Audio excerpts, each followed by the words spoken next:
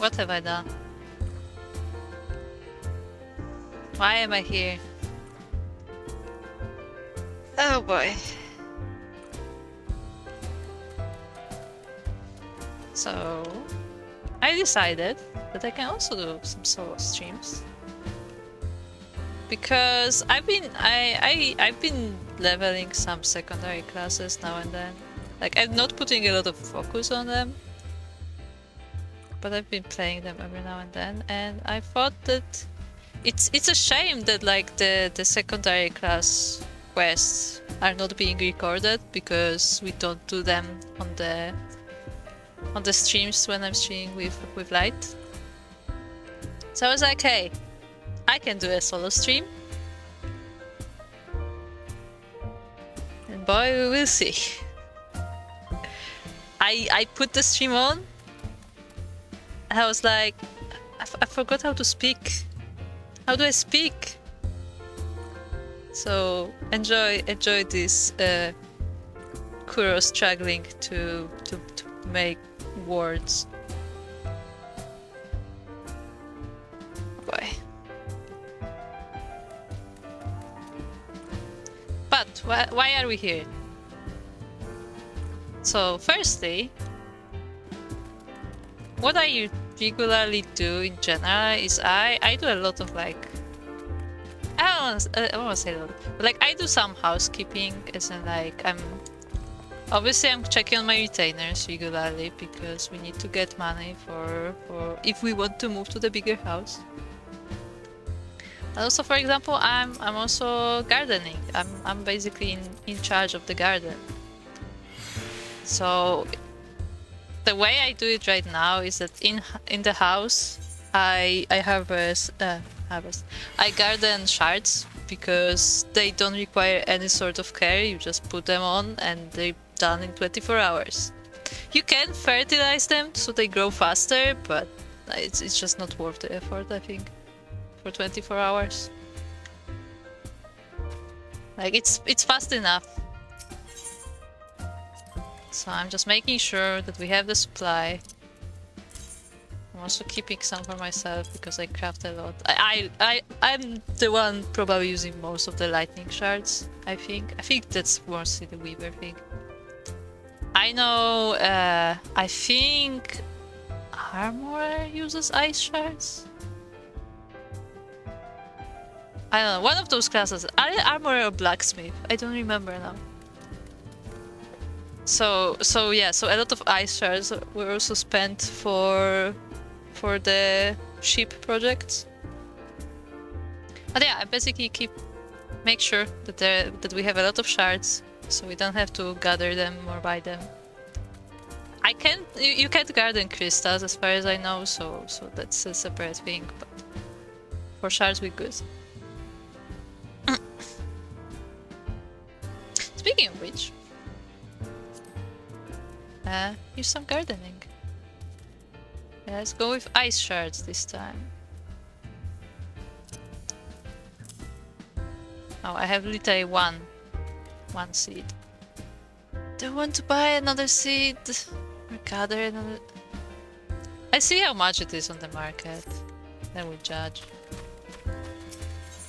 If it's cheap, I'm gonna buy it.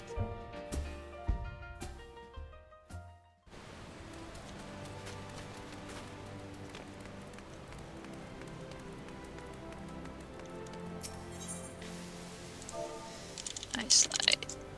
Maybe not an S. Ice slide seeds. I can take it.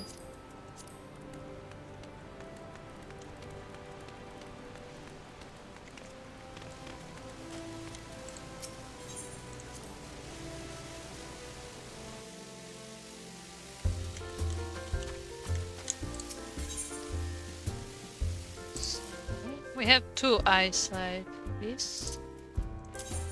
And now we need some soil. I'm using Shroud topsoil. I'm using grade 1 just because that's what we have, so I just want to use it up before switching to anything else.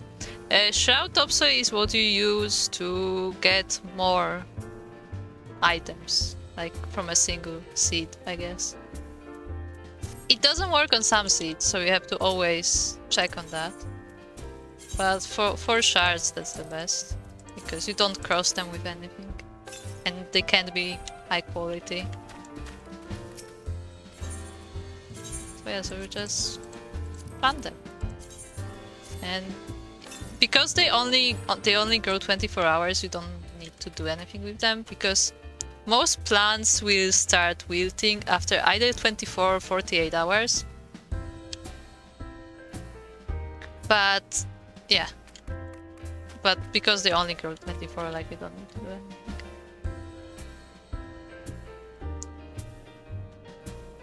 Okay then.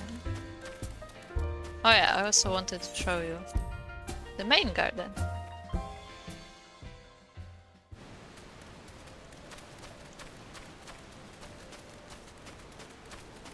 So our main garden. I have a semi-secret project here. Don't worry about it.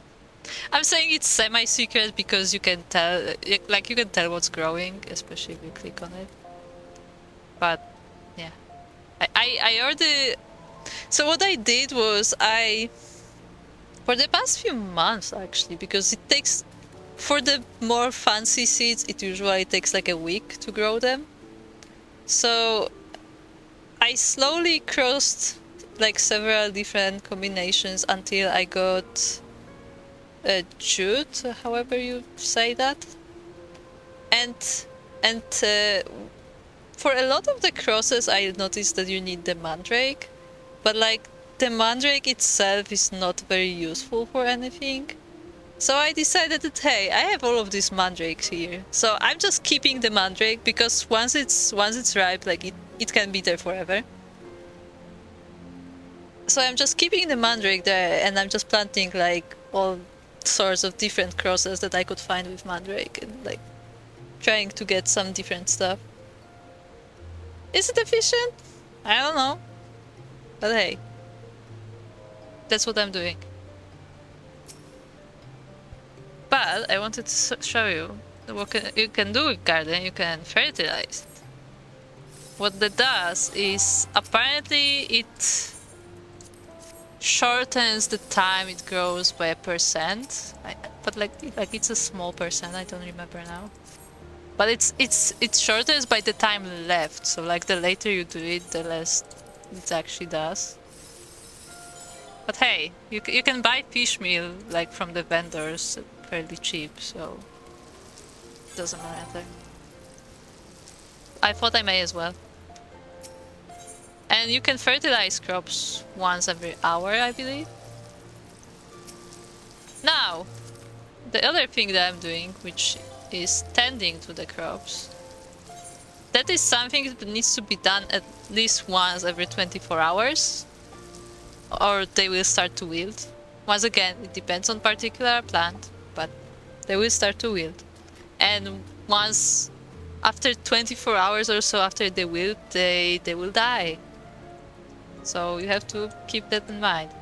But the good part is, you can't overwater them, so like you can just do it whenever. You can do it several times a day if you want to be sure. And also, anyone can do it. That's something I found out recently, because I've been reading through a website called FFXIV Gardening. It's pretty useful. And apparently you can water anybody's garden. Like, you don't need to be part of an FC, you don't need to own the plot, you can just go to someone's garden and water it. So like, and like there's no like disadvantage of doing that, because you can't overwater plants. So yeah, so if you see in somebody's garden that the plants are dying, they will turn purple, like there's a purple shade on them, and you can water them.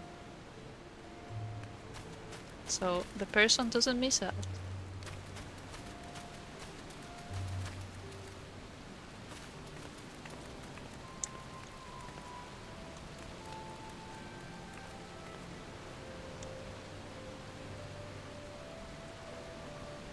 I've been talking for a whole 5 minutes and I'm tired already.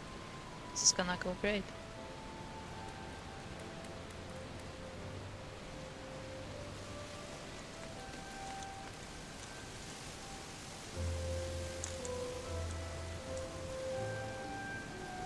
I kinda like our little spots. Like, as much as like having a bigger house would be neat, like for the inside. Like I like the outside of our house. I think it's neat. Like, we got a good spot. We have the market board right there. We got the summoning bell, which we also have inside. We have the eaterite as well. And we also like not like surrounded by houses or anything. We like, it's not a great view. I wouldn't call it a great view because we mostly face rocks. But like it's like our little space. Like, we have our own like level of sorts. And we have a nice garden too. Which I don't know how I will be able to recreate on a medium plot, because medium plots have garden just in front of the house and not on the side. I kind of like this like back garden where you can like, you know, just kind of hide in it. It's nice. It's one of those things that makes me think I should probably get like a second house for myself. It's just a small or something. I don't know. I will think about that. But anyway, yeah, it's our place. It's time it's time to get to the quest. So, one of the classes I've been playing a lot lately is actually a white mage. Yes, this is a white mage. It's very black. Remember how Lightcall daunted the blackest white mage? Well, look at that. Yeah. I really like this code, by the way. It's the battle mage code. I got it by playing the Brivlock's long stop like 8 times. So hey, I take it. Because that's how I got there. I was playing white mage while doing squad missions, so missions with AI. Because I thought it would be too much pressure to play with players from the start. So I did it with AI, and I got decent at it. Like, I wouldn't say I'm good, because I still get lost, but like I learned what I need to pay attention to, like what is important for me, and like where I need my like interface to know what's going on, like that kind of thing. So I kind of went through that, and yesterday I went on the first leveling dungeon as white mage. It actually went really well. Like, people were happy with my service, or whatever you want to call it, my healing services. So yeah. And we have a quest for white mage. I believe I have like 2 or 3 quests stacked up in the white mage quest line. I think there's also one for dancer. I also don't have dancer on my thing for some reason. But I think I also have a so I have a quest for dancer. Yeah, I have a quest for dancer. And I think that's it. Yeah, I don't think I have a new quest for samurai yet. Or do I? No, I don't have a new quest for samurai. Obviously, I don't have a quest for bard. Obvious reasons. And I also, if after doing the white mage stuff and the dancer stuff, if there's still time, I want to go and try rogue. Hello, Vortex. Hola.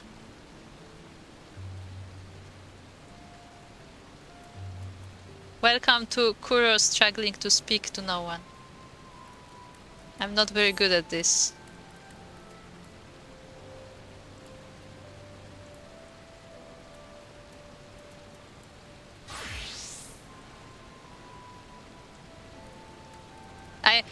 I am very chill, what do you mean? Oh boy. But that's the thing, like, this is why I rarely do solo streams, because I'm just not good at speaking, like, you know, just to the chat. Like even with the chat, it's alright, but still, like it's like I'm speaking to my screen. Like when I at least have someone in the voice, like I can respond to something in voice. But like, you know, just talking to your PC, it's difficult. It is part of us. Wait, who's us?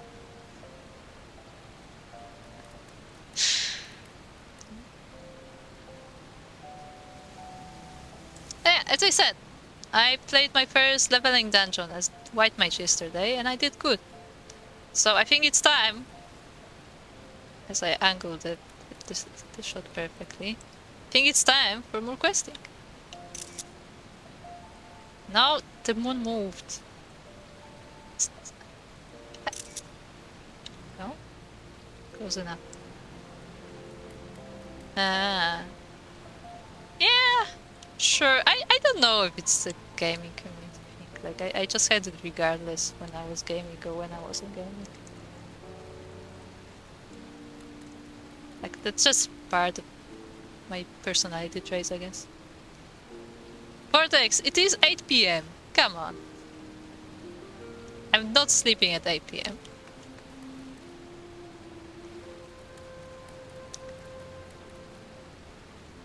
But anyway, to Gridania we go.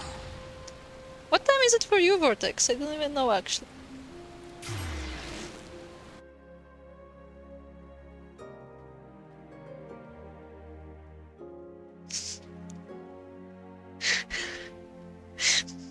God damn. I am so close to blooding you right now.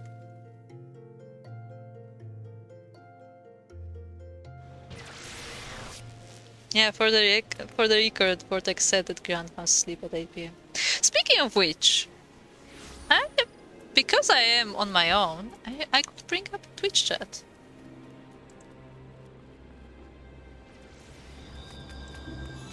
Because normally I don't do that, because I feel like it's too distracting. Okay. There you go, Twitch chat.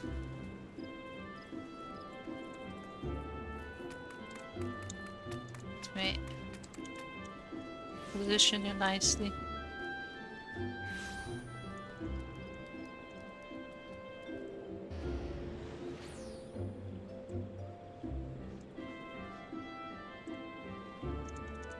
Can't wait for Vortex to stream, to just post random emotes. As I quickly change my sleep. I think the settings are good. Okay, no, they're good. Okay. The Conjurer's Guild. Oh yeah, when are you getting the PC, Vortex? And when are you playing Final Fantasy?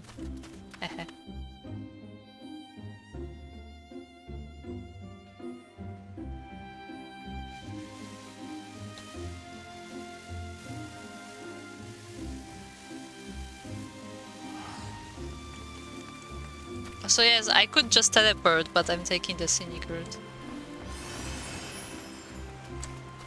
Then make one! It's free, so... shouldn't be too much of a problem. I think. Maybe. I'm also hoping I'm going the right direction, because I did not check the map, and I'm just hoping for the best.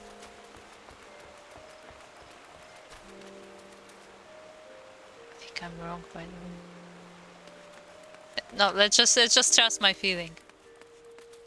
I'm sure I'm getting there. There you go. Look, I didn't get lost. I did not look at the map.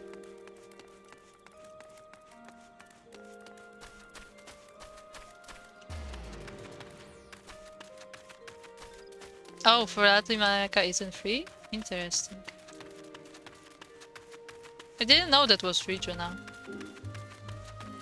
Then again, I bought the game from the start, so I don't know if it was. Wait, I'm supposed to go to different person? I don't remember what person though.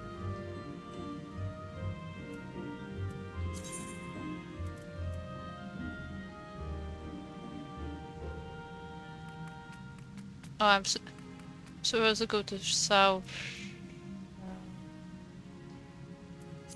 Hold on. Hey, it's not on the thing. God damn.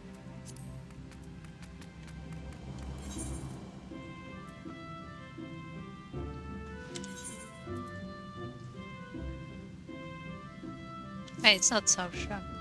Where is it, South Shore?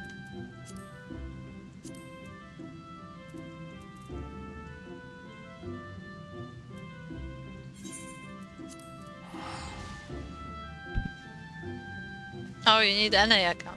Okay. I don't know how to go about that. But yeah, I bought the game from the Square Enix store from the very beginning. Like, I bought the game itself, and like, I think when you buy the game, like, still the first month of subscription is free. So I just did that.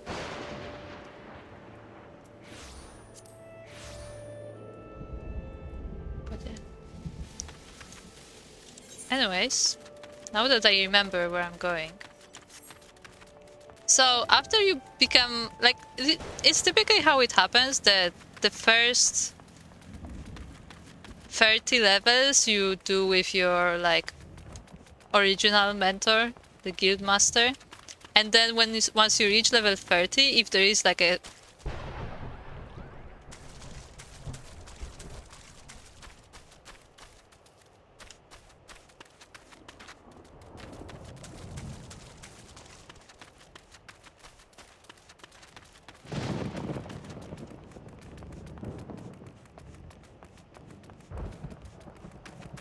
When you reach level 30, there's like a secondary class to your class, then you typically change your mentor. And in case of the conjurers, because this is a conjurer originally, your first master is in the Conjurer's Guild. It's the one of the mages, whatever you want to call, in Gridania. But once you become a white mage, you're talking to these people, or this person more specifically. This is the sister of Kani Sena, the main leader of Gridania. It's her younger sister, and she's teaching you to be a white mage. So let's find out what she has to say.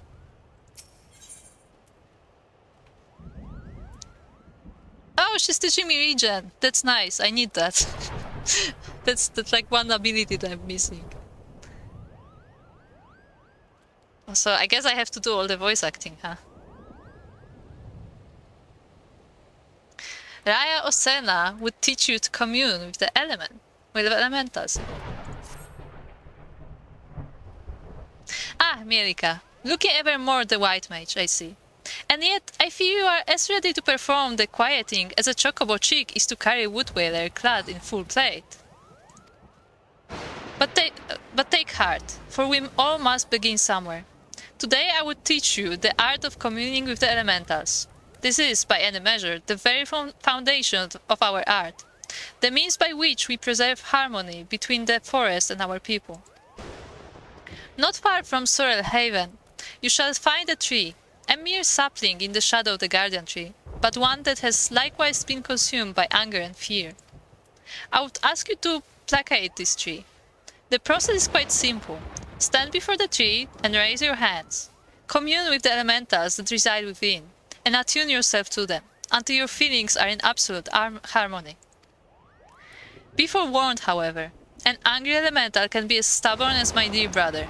Do not be surprised if you find your honest plea rebuffed, and foul creatures sent to drive you from the forest. No matter what happens, you must remain calm. Dispatch the creatures, settle your heart, and speak to the tree once more. If your heart is true, your voice will reach the elemental ere long. Remember this, Mielikka. Under no circumstances must you allow your anger and fear to overcome you. As practitioners of white magic, the magic of succor and solace, such emotions are an anathema to our very existence.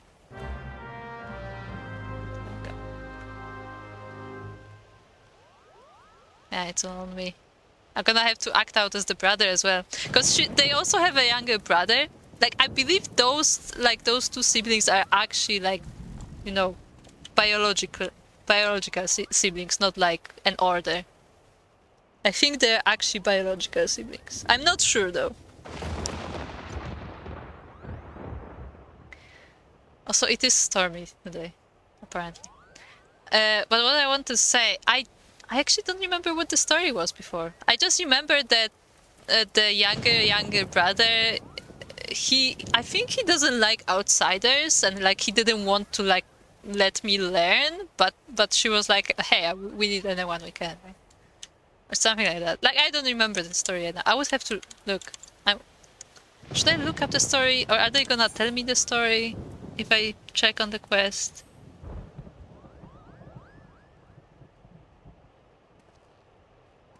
No, there's no like... Yeah, there's no backstory, unfortunately. See, this is the problem of me like doing it very rarely. Like, I don't remember what happened before that. But yeah, something's wrong with the forest and we have to fix it. That's what I know. I'm actually gonna look it up because this annoys me that I don't remember. Final Fantasy 14 white. Or white. Yeah, white mage. Because I remember our Conjurer story, but White Mage is separate. Our Conjurer story was about a girl whose mother was a healer, but she wasn't a conjurer, she was just a healer, and she died, so she became an orphan. And because of, like, she inherited like her mother's like skills in healing, where like she naturally could heal people, but what she didn't know was that because she wasn't properly trained, she was actually draining her own like life energy to heal people, and that's also how her mother died, but she wouldn't like let anyone tell her that. But eventually, after several like meetings with her, like several different fights and stuff, like eventually she like agreed to train, and like she as she like witnessed like all the different elements, like she realized how it works, and now she wants to actually learn, and then she wants to be, of course, our apprentice because we're such inspiring person. And I'm looking at the White Mage quest.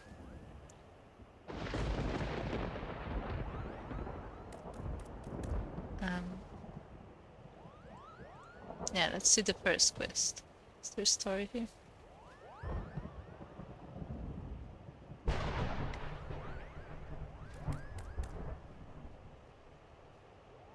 There you go. So the story of the first White Mage quest was that the siblings, Raya Osena and Aru Sena, who are actual siblings of the elder Sitseer Kani Sena. I know this is very not confusing.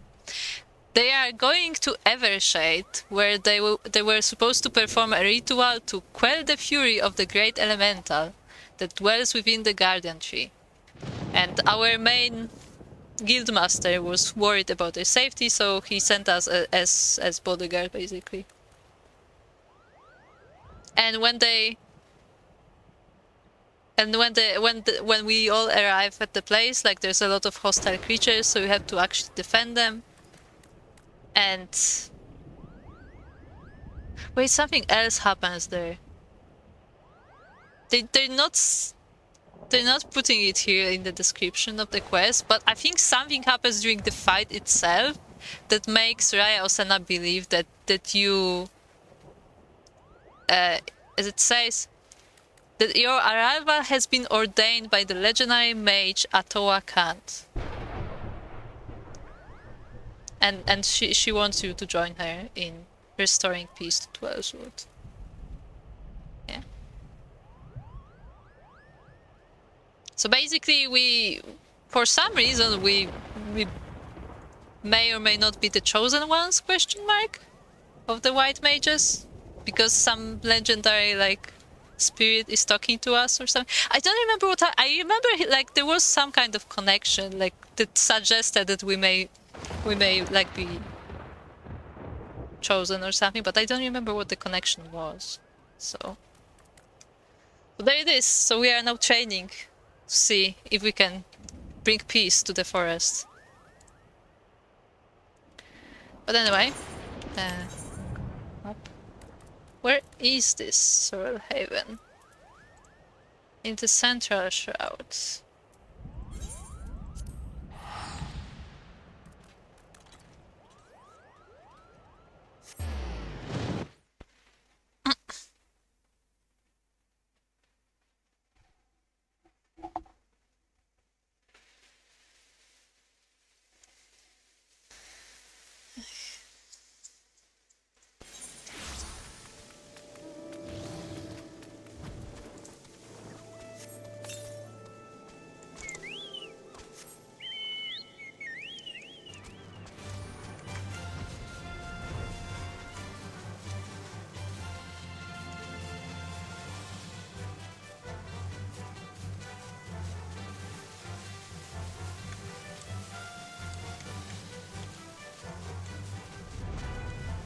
Oh, what happened? My chocobo just fainted. There we are.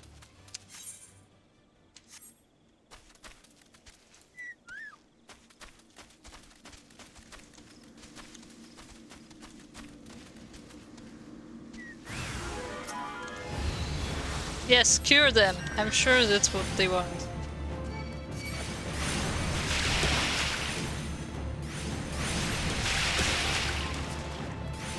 Go, Chocobo, go. I need you to protect me.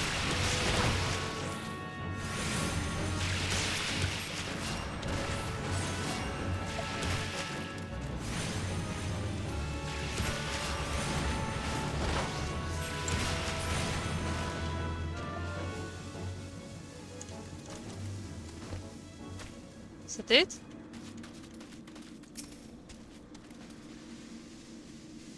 I'm interacting with the tree.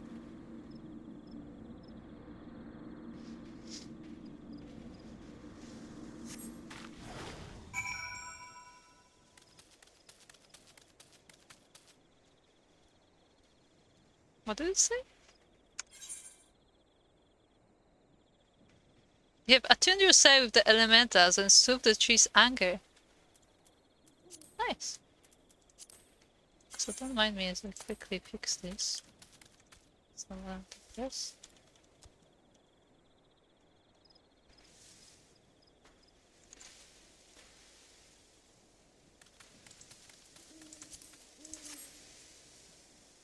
Still.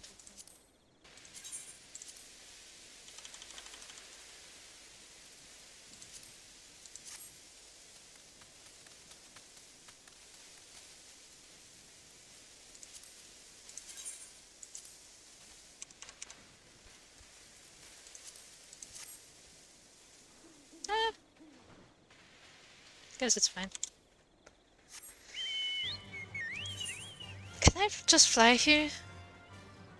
How would Harry's shout? Okay, fine. I'm just gonna fly then.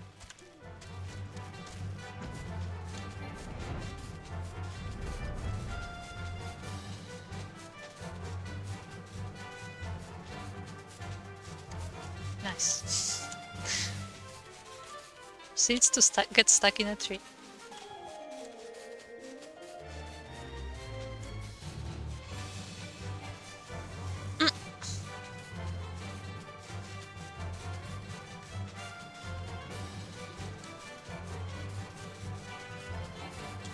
I'm glad that this chocobo has a GPS, because it could be hard.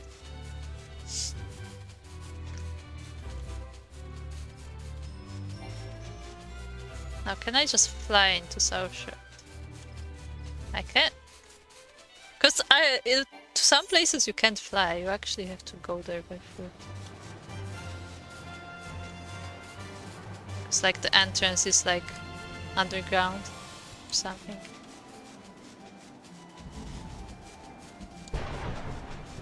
It's still stormy.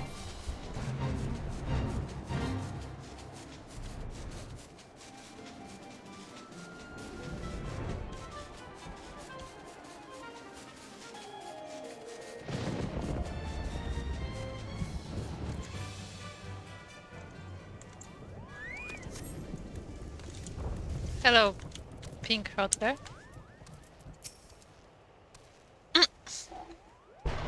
A short while ago, I sensed a great anger abate. Abate? English speakers help. The forest is quieter, more welcoming now. It would seem you have passed your first test, Mielikka. The trees are the elementals are the trees. The lush verdure of the wood is inseparable from the spirits that dwell within it. But you do not need to hear this from me. Doubtless you felt it for yourself, when you healed the tree. Above all else, the elementals prize harmony. When they sense a threat to harmony, they summon forth all the powers at their disposal to expose it. There's a lot of words I don't understand. For so long have we lived in peace with the elementals. Why now do they turn against us? I can offer no answers, only theories. But one thing is certain. We must quell the Great One's fury, and do it soon, lest Gridania bear the full brunt of the forest's wrath. To soothe the forest's wounds and restore harmony, that is our duty as mages of the White, and it is a responsibility that transcends race or nation. I sensed your success in soothing the ailing tree, and am more certain of this than ever. Sadly, many cannot see past established practice and tradition, my dear brother among them. One would hope for a bit more open-mindedness given his youth, but, alas, his pride as Pajal will not permit it. For my part, I am not entirely unsympathetic to his concerns. And yet, the task before us is too great. We must bring him around to see reason. But how? Forgive me, Mielikka. I will be alone with my thoughts for a while. Worry not. I will find a way to deal with Arun. Hey, we completed the quest.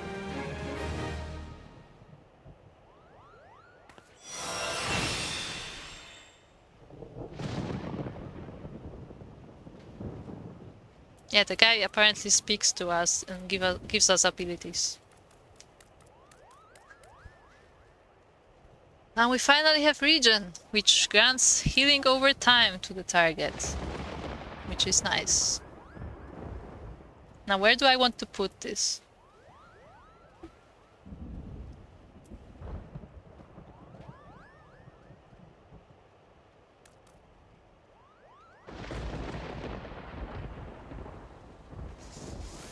Is it fine on 5 or would I want it like on 4?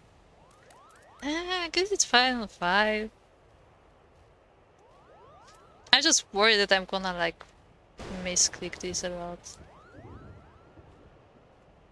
I heard it do sometimes. What can you do? But yeah, 5 is like the farthest I can go, like comfortably using one hand and moving at the same time. For this kind of games. So I try to put all the important abilities on 1 to 5. So I can actually reach them in battle. Hey, what's the next mission? What do I get? Another cure. Oh no. My hot birds. They're gonna get all ruined. And I already practiced so much with this one. Okay. Tell me. Mielikka, I owe you an apology. When last we spoke, I promised that I would find a way to convince my brother to accept you. But I fear he intently refuses to heed my words. Why, the more I try to reason with him, the more he shuts his ears to me. All pride and no common sense, that one. I can scarce believe we are kin. So intent is he to prove that you are unneeded that he dashed out into the forest all alone, boasting that he would placate every last elemental and save the forest all by himself. Needless to say, such a task is far beyond his powers. There is a part of me that would like nothing more than to see the foolish boy learn his lesson, and yet, as his sister, I fear for him. Would you go look after him, Mielikka? Sits here or no, he is in many ways still a child, and the forest grows ever more unsafe these days. I thought to go myself, but You were to save my brother from his own recklessness. Perhaps he might finally see how fatuous he has been. When last I spoke with him, he announced his intentions to begin his efforts in the bramble patch. With any luck, you may still find him there. Now please go in haste, before some ill fate befalls him.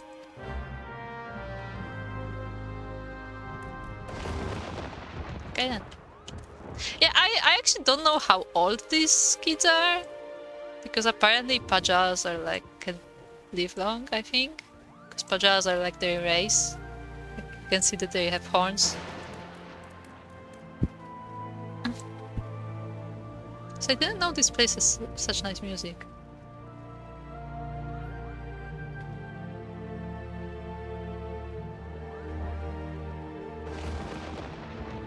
I don't think I was ever able to listen to it much.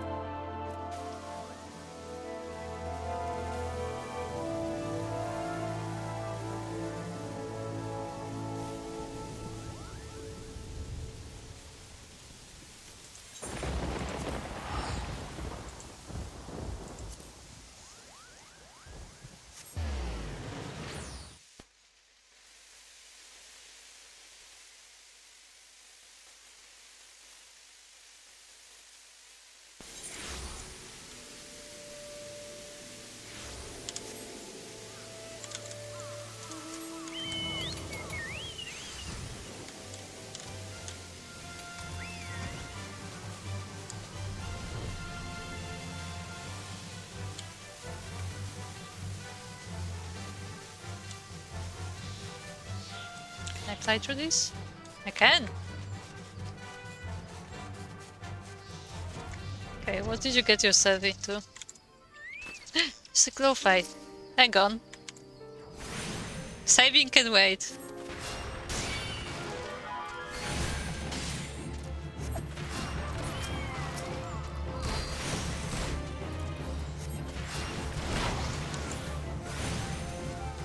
He's not in danger, see? It's just standing there. And I need a glow flag for my hunting log.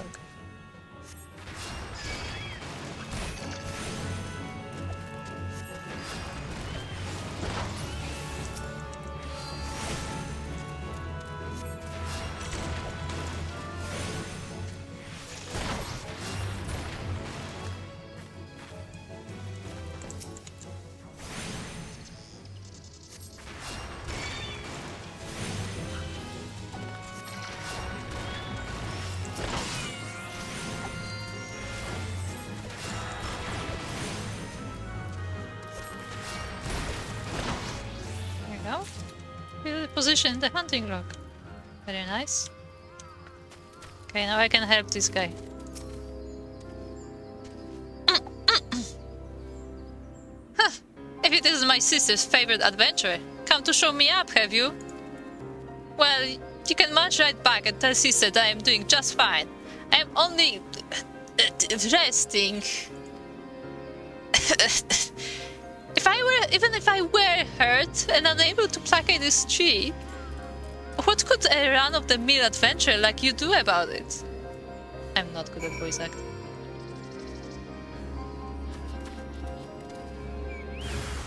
Hello there.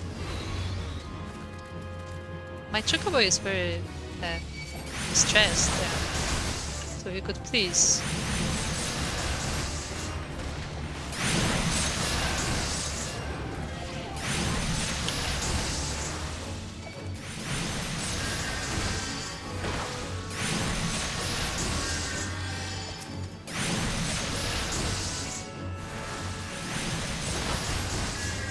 Chocobo, you can do it. I'm just letting my chocobo do the job. See how it goes.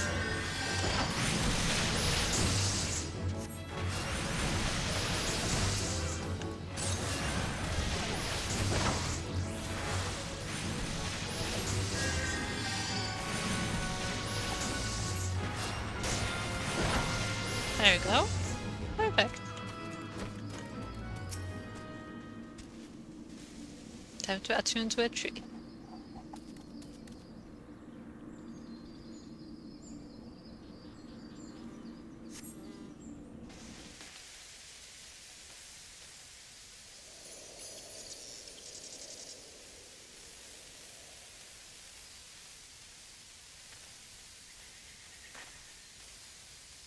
I don't know how he can see anything, I'll be honest.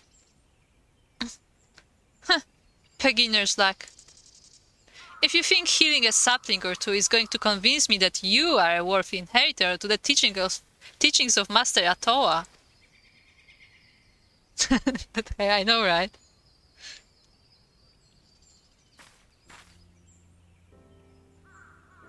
What's the HA? What's the HA? I don't get it. Also, I missed that. Look, I missed the line because I was reading chat. God. It was... Wait, can I see it in... I can! Aaron, you yourself do not believe those words. Sister? What are you doing here? So they all look like they are 10, by the way. She's maybe 12. Seeing to my pig-headed brother's safety, what do you think I'm doing? For better or worse, it would appear you suffer only from bruises to your leg and your pride.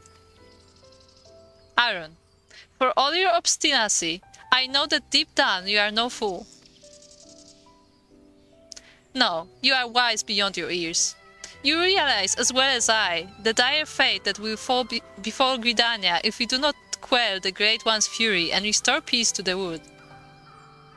The adventurer is not Pajali, that is true. But what of it?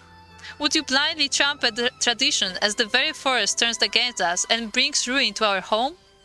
We have a greater calling to answer. You know this.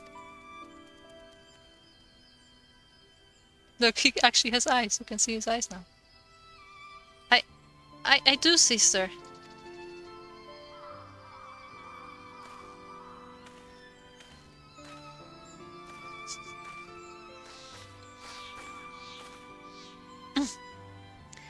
Oh, my dear Aaron, what are sisters for if not to forgive their little brother's fits of folly? Now, Mielikka, I believe the most important task of all still awaits us. Let us return to Camp Tranquil.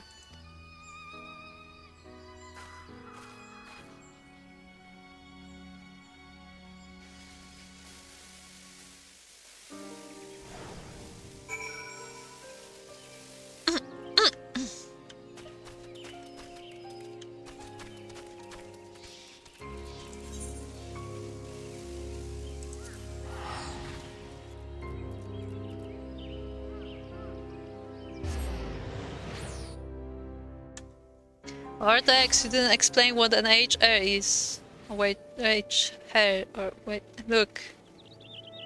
Speaking.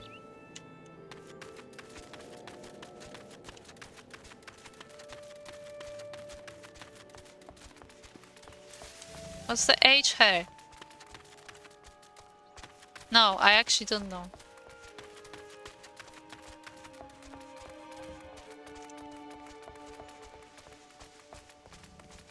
Or maybe I know but don't remember, but regardless.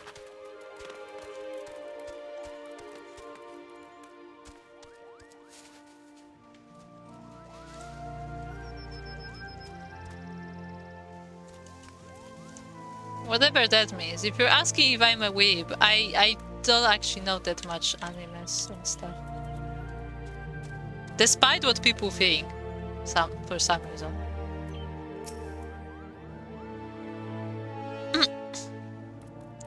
Mielikka, thank you.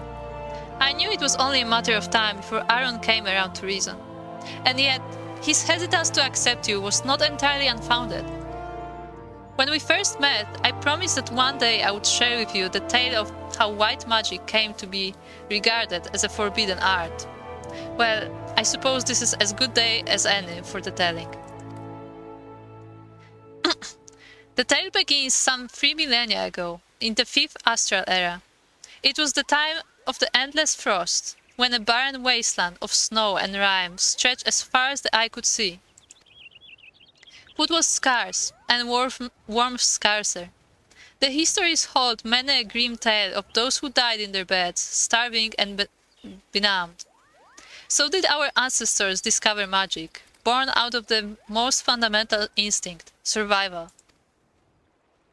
In time, the winter thawed, and magic was no longer essential for survival. But once awakened to its conveniences, there was no returning to how things once were. Ere long, the people discovered all the myriad ways in which magic could be employed, and civilization flourished. But prosperity breeds a contempt, and nations warred for power and riches. So did the people seek greater and greater power, to rain destruction down upon their enemies. So was born black magic, the most devastating form of sorcery the world had seen. At the same time, another form of magic emerged, brought forth by those who would keep this immense destructive power in check. That is white magic, our magic. Does this surprise you? Just as there can be no dawn without the night, the white and black are but two sides of the same coin. War raged on, and magic was used and abused with little concern for the consequences. And the consequences there were. Unchecked use of magic soon dried the flow of ether, threatening to bring blight to the land. The magic of healing? It made little difference. If used with no concern for the ether, our magic could prove as ruinous to the land as the most devastating black magic spell. And so it was that the practicing of white magic was forbidden, with one exception. The Pajal. Our kind were entrusted as sole shepherds for the now forbidden art, to serve as healers and bringers of peace while ensuring that this great power would never again be misused. Though he is still young, Aaron feels this profound sense of responsibility as strongly as any of us, thus his hesitance to accept you. But having seen your abilities and the sincerity of your intentions, you can rest assured his doubts have been dispelled. With the three of us united in place and purpose, and your skills ever growing, the day that we may perform the quieting draws near. To our fortune, the Great One has not yet been entirely consumed by fury, but our time remains short. To commune with the Great One and restore the Twelvewood to its former state of harmony, we must truly be one of heart, one of mind. It is to this end that Atoa Kant has guided you to us. Further your mastery of our art, Mielikka, and let us mend the wounds of the wood together.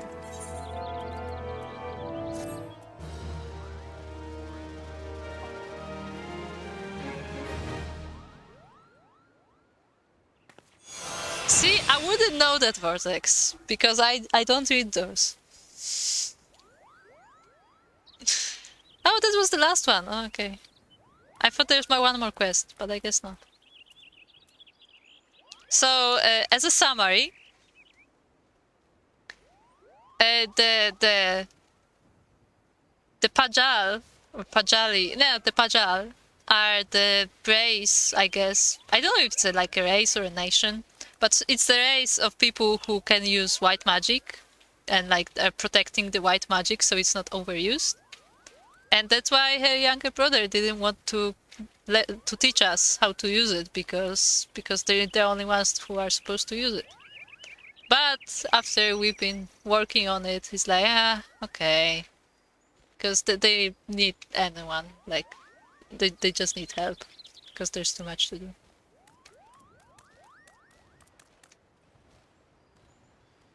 I may, but we'll see. We'll see, Vortex.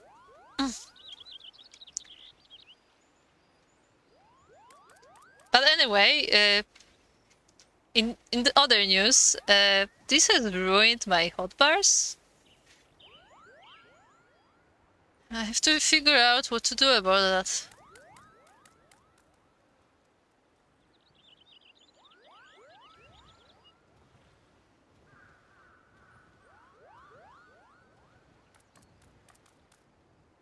I think I'm just gonna switch Asuna. So I have Asuna here, so I can quickly get to Asuna. And here I will have the party spells, basically.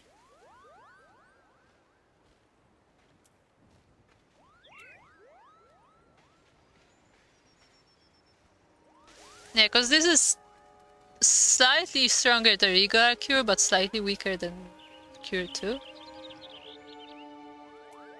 But it also heals all party members. But it's also expensive. And I guess I'll put Regen up top. Because I don't think I'm gonna be using Regen a lot. Maybe.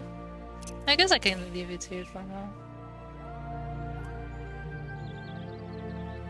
Yeah, because generally I made it so like the first hotbar is the healing spells, the second hotbar is the offensive spells, and the third hotbar is like special abilities basically. So like I have like buffs here and stuff. And Rise, so like revival. I'm really enjoying this music by the way. I didn't know that it has this music.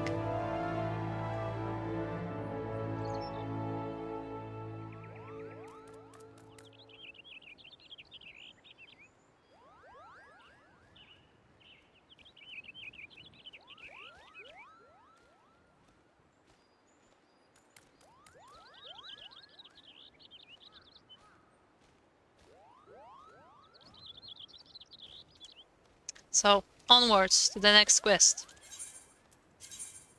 So next, we have Dancer.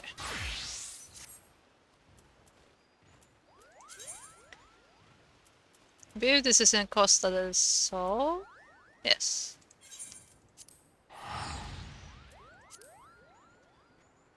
So for Dancer, once again, I did so long ago that I actually don't remember what happened.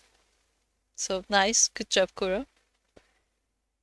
But I remember that basically what happened was that they were like, hey, do you want to join us?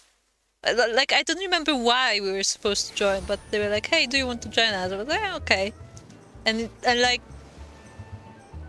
okay, so like, just, you know, play around, like, see how it goes.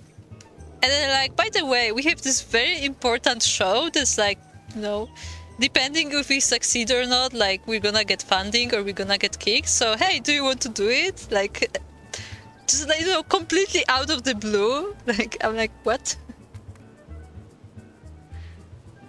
So, yeah. So, there I am. So, our favorite Lalafell, whose name I don't remember, the guy who sits there with his cat girls, he was the one previewing the show, and now we're supposed to show for the Sultana, I believe. Like, I think he was supposed to check if it's any good before Sultana sees it. Not sure. So this is my team for some reason.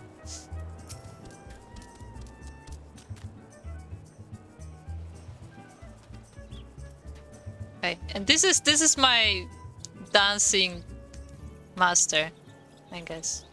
You can't really call her a guild master because it's not a guild, but she's my teacher. I don't know why she's dressed completely differently, but hey.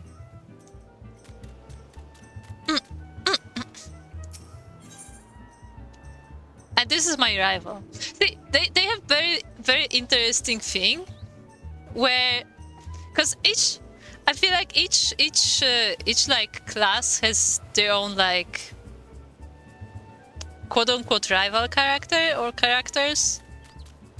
It's not necessarily rival, but like you always have like you know, like a single or like two characters that are tightly related to the story. And in the dancer story, you have the best dancer in the group, and like you have like, so far anyway, it seems like it's like healthy rivalry where like she like enjoys the fact that you like giving her a challenge, like she's not like, you know, too arrogant about it. She's just like, you know, enjoying the fact that she has someone to like spar with basically, and like she's teaching you things as you go as well. So yeah. So we're taking the show on the road, apparently. Because we were given an okay from the Lalafell guy.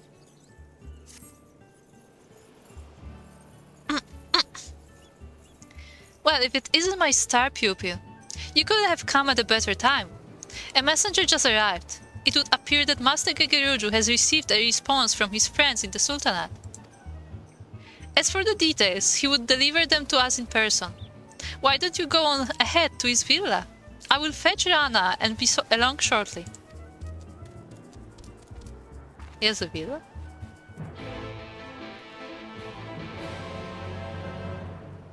That was a different music. That was not the typical quest music. Also, this is my outfit. Yeah, this is my current dancer outfit.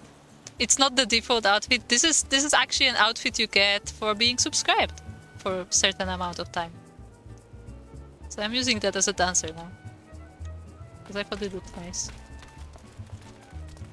And I wasn't like a big fan of the first dancer outfit.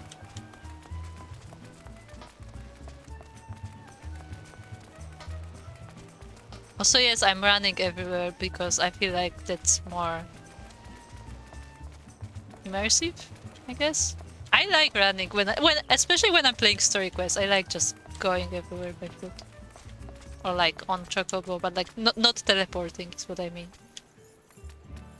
Now dance the Macarena.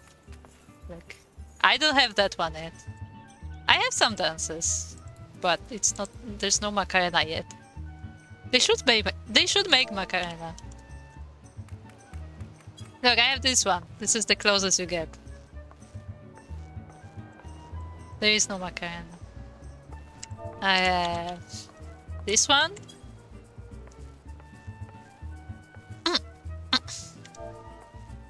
I have this one.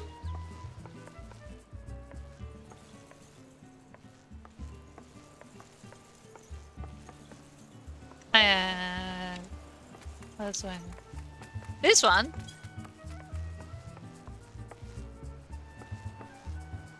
What else do I have? I think I have one more.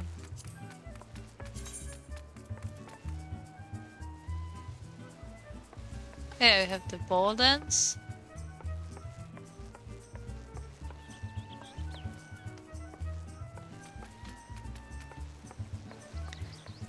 We have the step dance.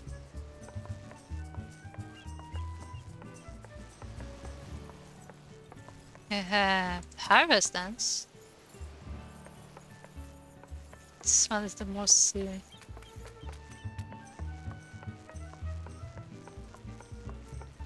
Yeah. So there are some dances. There are also like dances that are related to the class itself. So like, how can I show this? God damn it. Oh yeah, like you have like these. Oh, sorry, wrong button. Now I'm all wet. You have... Wait, where did I put this? This one. So you have like actual dance moves, but they are like battle only. I forgot how to play this class. It's been so long.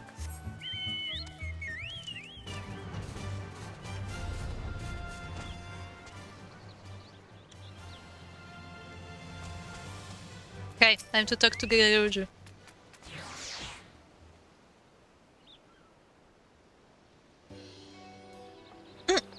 Yeah? Well, you can be a dancer too if you want.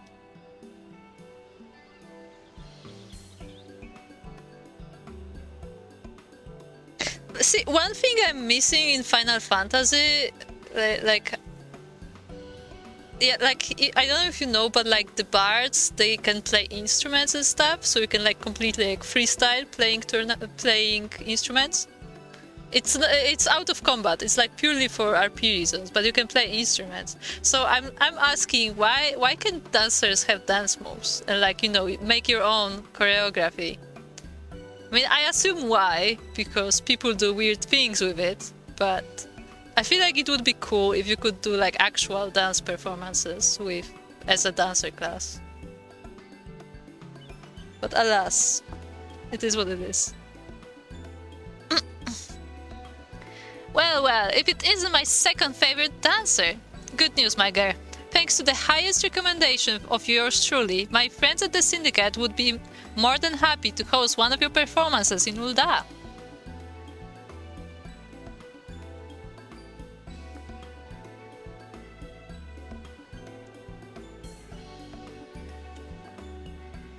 You have our deepest gratitude, Master Kageruju. Truly, your generosity knows no bounds. Think nothing of it. Your performance gave me a thrill I'll not soon forget, and while I'd love nothing more than to keep you all to my own, I'd be remiss if I didn't share my most remarkable discovery with the rest of the realm. Realm. That goes for you in particular, my lovely Rana. You may be a bit rough around the edges, but that just adds to your untamed, dare I say feral, allure. Nothing would make me happier than go down in history as the man who introduced your beauty to Eorzea. Wait, Master Gigor, you're making me blush. This is awkward. Yeah, that'll take me. I simply can't bear the thought that you've performed on my stage for the last time.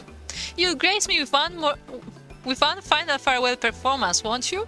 Surely, after all I've done for you.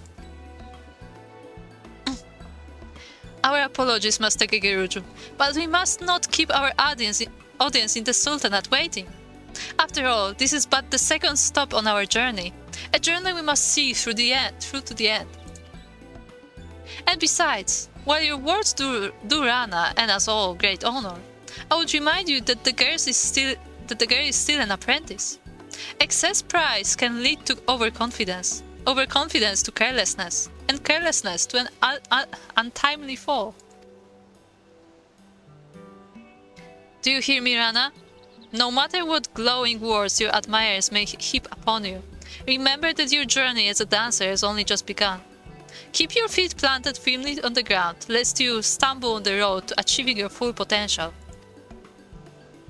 But of course! And yet, it's truly inspiring to have such a devoted fan, is it not? Why, it helps me appreciate just how much I've blossomed as a dancer in such a short time. I do not mean to make light of your achievements. I ask only that you stay focused on the task at hand. Continue to hone your craft and not let yourself get swept away by unchecked emotion. And with that, we should be taking our leave. Master Gegeruju, we thank you for your patronage and hospitality. When our business in Eorzea is done, we will return to fully express our gratitude. You need not feel compelled to travel with the troop, Mielikka. I trust that you have matters of your own that you would attend to along the way. We shall await you in Ul'dah.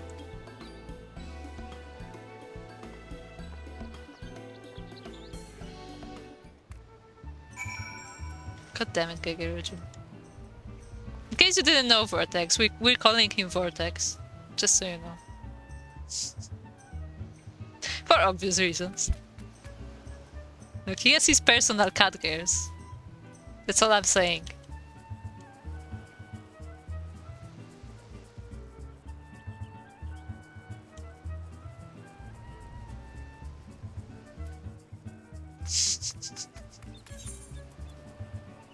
We are not declining, just saying. But I'm sorry, I mean... I don't know.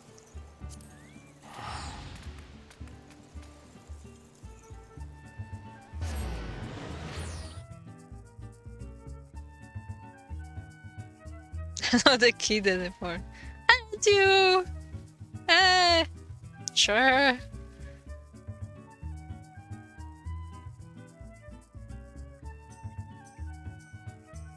So lullabies are not kids, which is what makes it very weird, because they look like kids.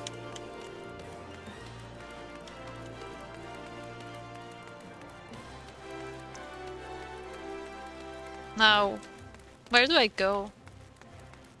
It's supposed to be somewhere in Ul'dah, but I'm too lazy to check on the map.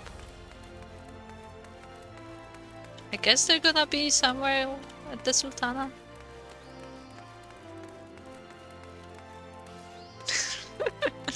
Also look, Vortex, he's another team for you.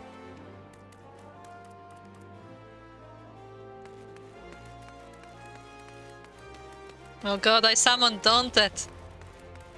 Hello, Daunted.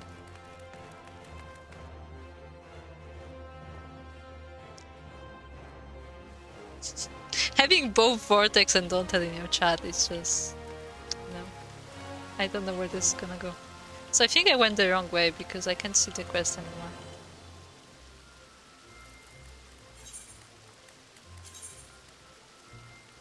Yep.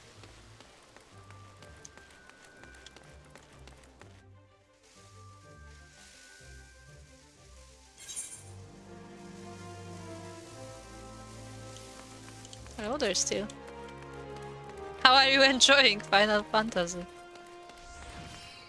See, when are you playing with us, Kappa?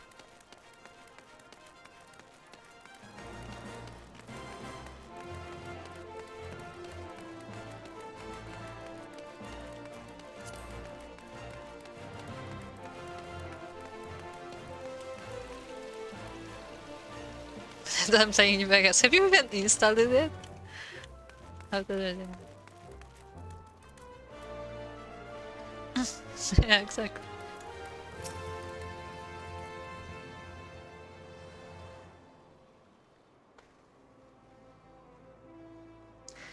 So, this is Ul'dah, Jewel of the Desert.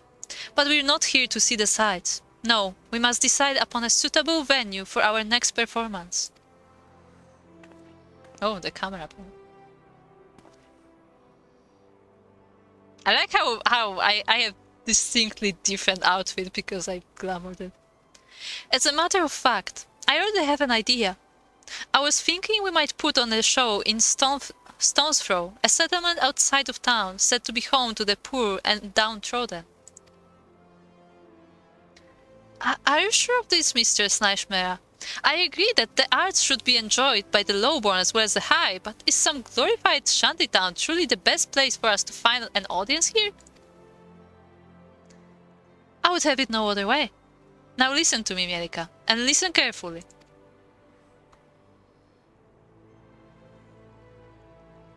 You will recall that I told you that our kickstands has the unique power to clear hearts and minds of worries, and lift the spirits of all who would behold it.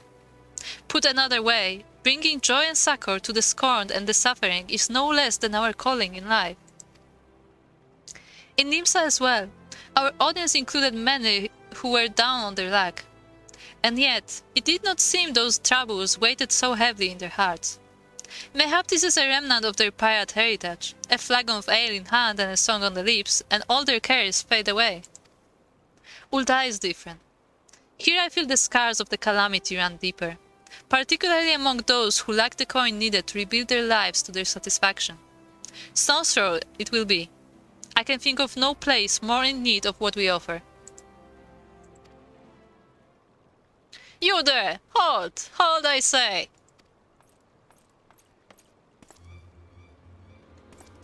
You're the dancing troupe that's come at the invitation of the syndicate, yes? On the authority of the brass blades, we command you to desist at once. Shocking. Fear not, you have done naught wrong. It's just, well, Stone's Throw not safe for visitors these days, you see.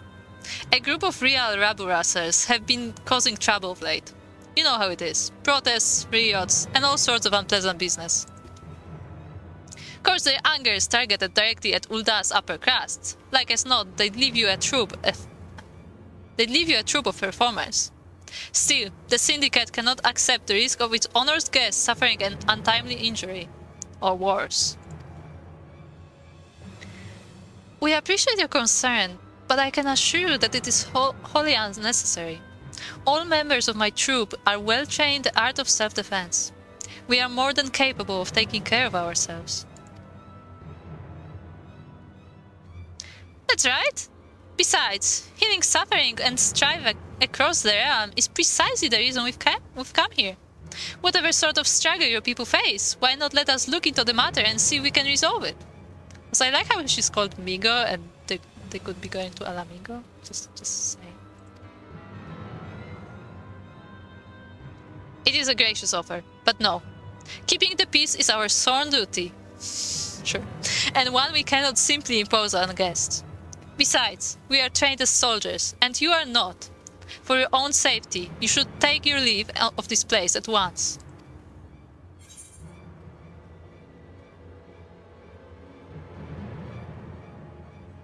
Okay, let me look at the chat very quickly, because I haven't been looking as I'm reading.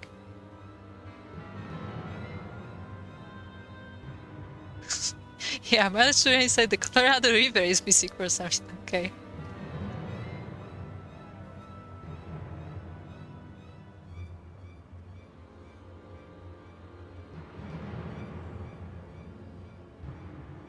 There's no cat girls we I mean... Also, I'm gonna respond this sec. I don't know if I have faith in them yet, but they should recognize me by now as the one who ruined the organization, Kappa.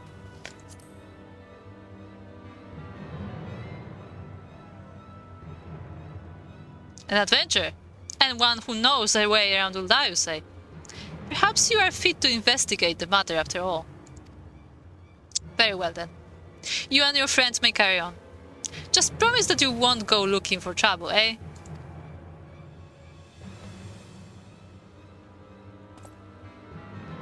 That was easy.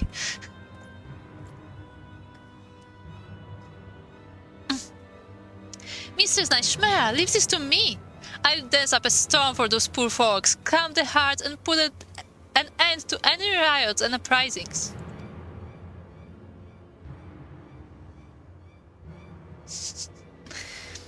I admire your spirit, Rana, and yet I cannot shake the sense that great danger does indeed lurk here.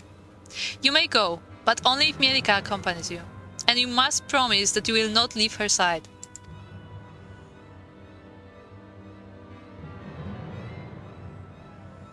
Alright, the more the merrier, don't you agree, Mielikka? Let's make for Stone's Throw. I'll race you there. Don't even know where it is. How are you gonna race me?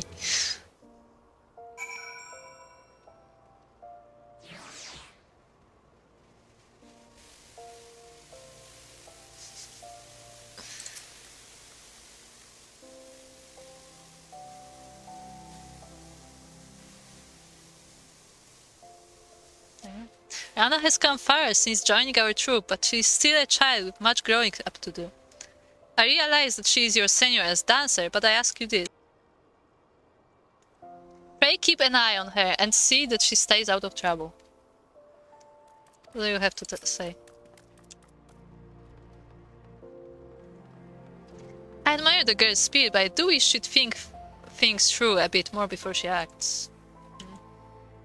Yeah. Yeah.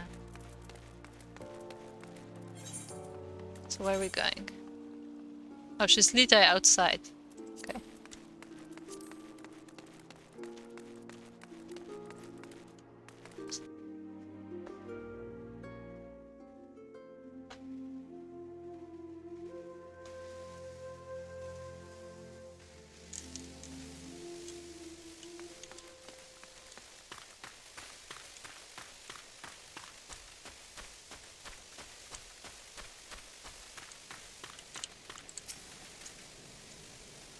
Oh, there you are.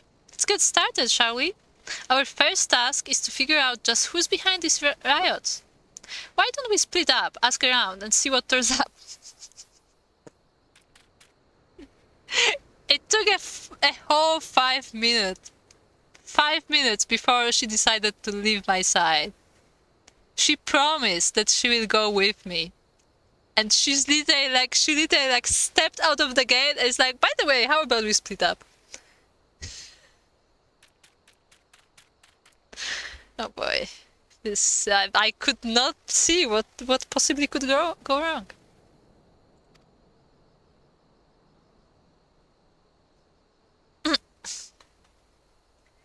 Don't tell me you're worried about that silly promise I made to Mr. Nashmera. Come on, Mielikka. Clearly she worries overmuch. You saw me on the stage. Do I look like someone who can't take care of herself? Now, let's see what the townspeople can tell us. Meet you back here when we're both done, alright? I just let her go. Very clever. Let's sigh.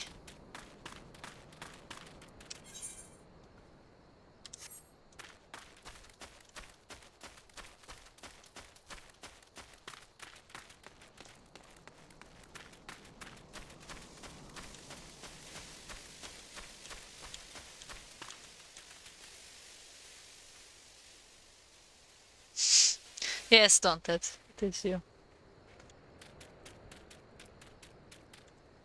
Except you don't even step out of the gate. Riots? Aye, there's been some trouble here of late. Won't catch me dead getting myself involved. Whoever's behind it all, he'd just bugger off and give us some peace and quiet for once. Of course that doesn't stop those brass blades from glaring at me as askance every time. The heck is askance? They came through the neighborhood. Not that I can blame them, I suppose. Rumor has it the true culprit's an expert in throwing the authorities off his trail.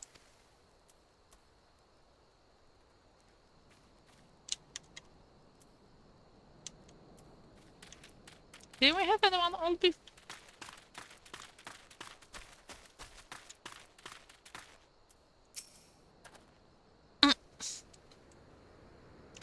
Looking for some rabble-rousing rioter, you say? I might know a thing or two. What's it to you? None of us here in Stone's Throw have much love for the rich, this much is true. Still, wasn't it till lately when someone started talking about actually giving them their due? Thought they were just talking big, but lately it seems they've been putting their plot into action. I'm having trouble reading for some reason.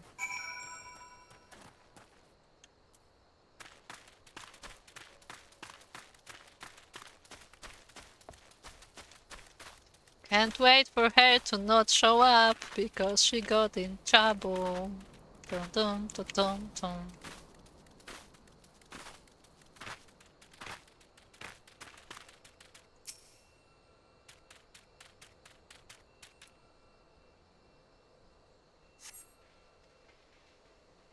Oh, you were here the whole time. Hey, you there? You friends with that Mikoda girl? The one with the fancy dress? She was asking around about the riots, you know? Well, would you believe I actually saw her talking to one of the blackguards responsible for it all? Last thing I saw, he was leading her away somewhere. I'd go after her if I were you. Well, I wouldn't. Never had the nerve for that sort of thing. But I reckon you should, before the poor thing comes to harm. And she just calmly walks away. Is it the same guy we saw before? No, it isn't the same guy because he was killed. Unless it's different timeline. And yes, it is surprise Pikachu face indeed. Like, who could have predicted that?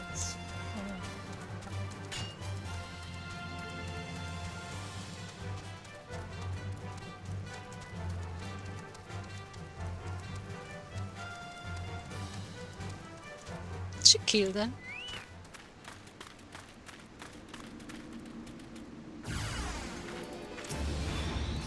Oh, I forgot this is not the same class. There you go. It's my Chocobo. Sorry, I have to call my Chocobo, guys. Hold on.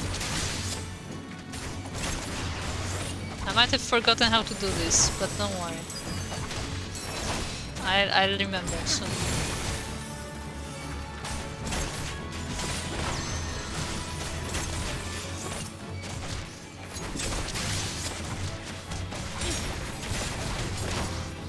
Oh god, I'm actually losing health. I really don't remember how to play this. Fortunately, you can run and hit with this.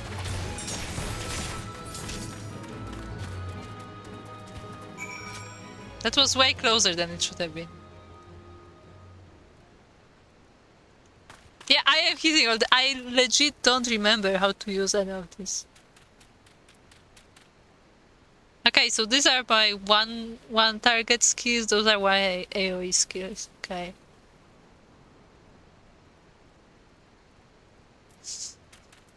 I do not remember any. It's gonna go well.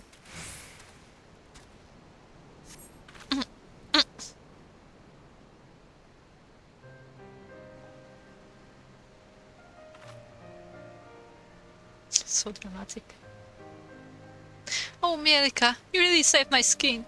This man told me he'd take me to the rioters' hideout. He led me here and then...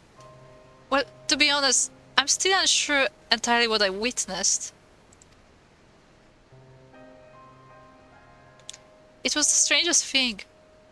As soon as he brought me here, his body began to sway and spin in the strangest way. If I didn't know better, I'd say he was dancing.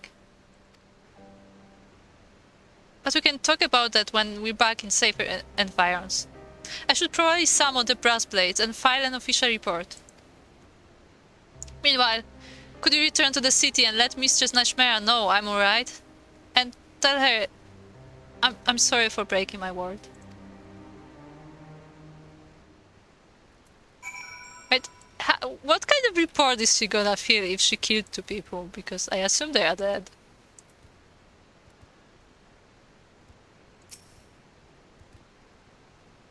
The brass blade should be here any minute now. Could you go return to the city and let Mistress Nashmera know I'm alright? And tell her I'm sorry for breaking my word. God. Someone's on playing on top of me. Okay.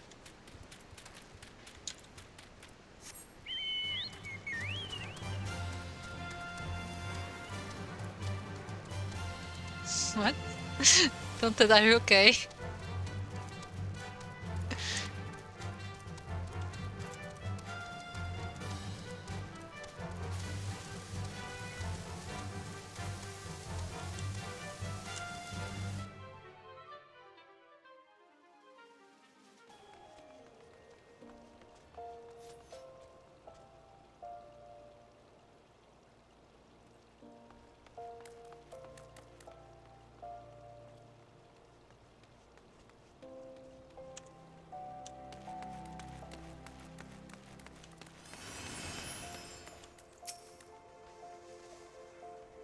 Oh, I was very quick relaying the events. I see. I had a feeling this would happen. Do not blame yourself, Mielikka. You are not her keeper. I will deal with the girl myself when she returns. That said, I am curious. What can you tell me of this strange dance she says her would-be captors were performing?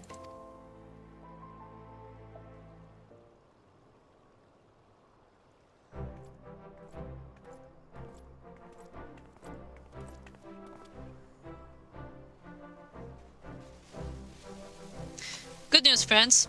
Thanks to your efforts, we have apprehended the firebrand.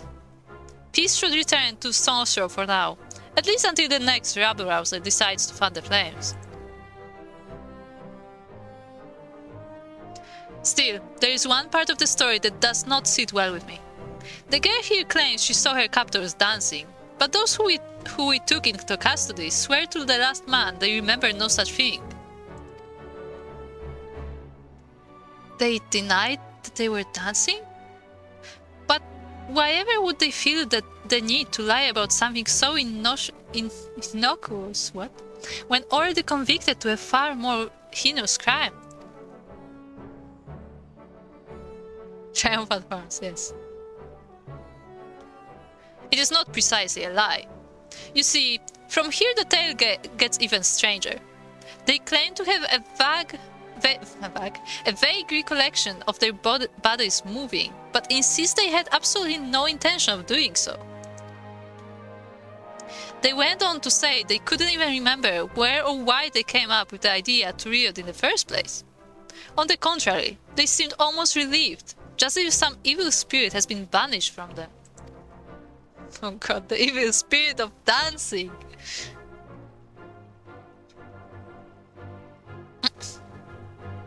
Sounds like our friends have been partaking in a particularly unstable and unsavory alchemical concoction. At any rate, the brass blade will be taking over the investigation from here. Thank you for your assistance, and please carry on with the preparations for your performance with our blessing.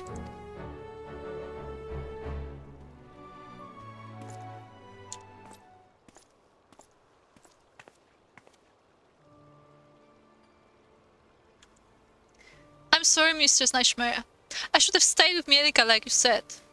Together, I'm sure we could have worked things out peacefully. In the end, I was not able to dance even a single step. Just as the Krieg dance can enthrall and inspire, so can it serve as in battle. A true dancer must be prepared for both possibilities at all times. Mielikka was able to display her skills as a dancer in battle today, and I suspect it is for the very reason that your would-be captors. But never mind that. Rana, you disappoint me. It is not a lack of dancing prowess that led you to your failure today.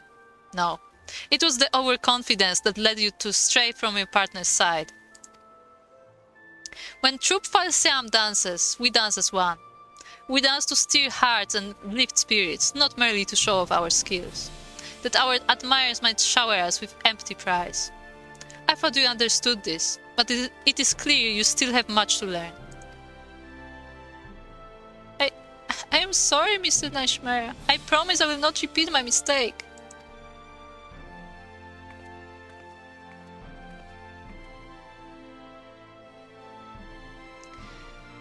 Forgive me for making you suffer the girl's foolishness, Mielikka. Though she has grown in skill, it is clear she is still a child in more ways than one. I can only hope that she will take today's lesson to heart, lest she eventually pay the price.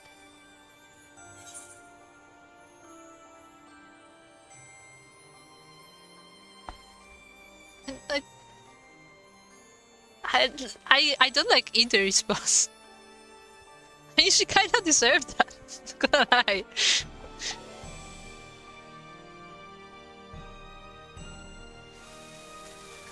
I guess we're gonna pick the second one.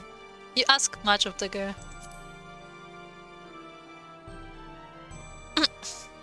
Being a true dancer is about more than knowing how to move one's feet. I must be tougher on Rana than anyone, lest Trupal Siam fail to carry out its sworn duty. I can see you are confused by my words. Do not worry. All will become evident in due time. Yes, both you and Rana will understand all too well.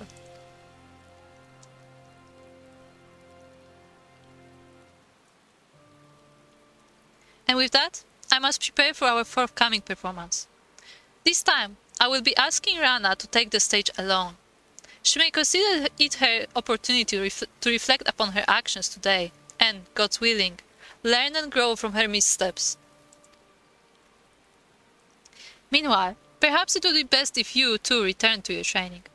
If you and Rana truly mean to bring out the best in one another, both of you will need to work harder than ever before. Farewell for now, and let us meet up again when it is time to move on.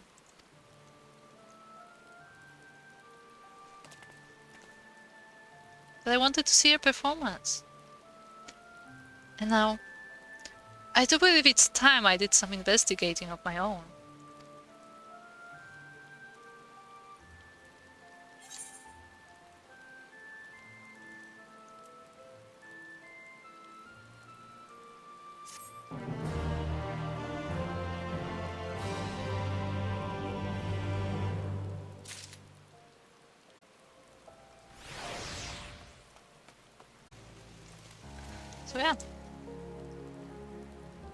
So yeah, I didn't realize that it's actually raining in Ulda, in the desert.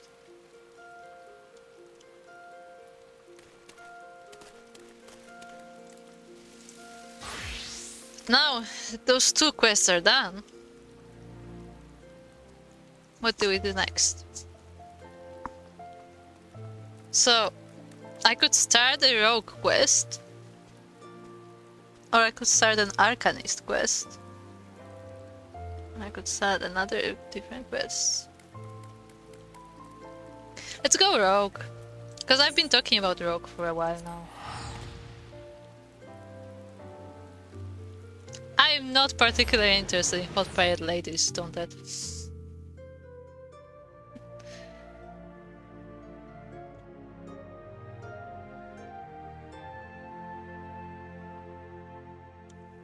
But I feel like rogue has some interesting features. Namely stealth.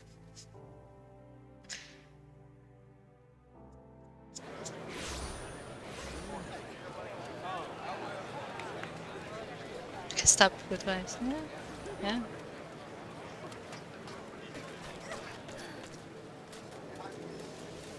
Where do I even go?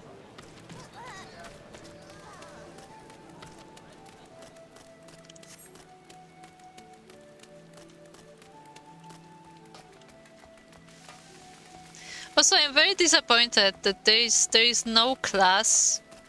There is no magic class, which doesn't use weapons. Like there is no class that uses hands only. Because I was looking for something like that for like cosplay reasons. But I guess the only way to achieve that would be to find a weapon that can be dyed and dyed with the invisible dye, so that like you would still use a weapon but it just wouldn't be visible. There. It would be nice if there was a class that just uses hands to do magics. Maybe one day.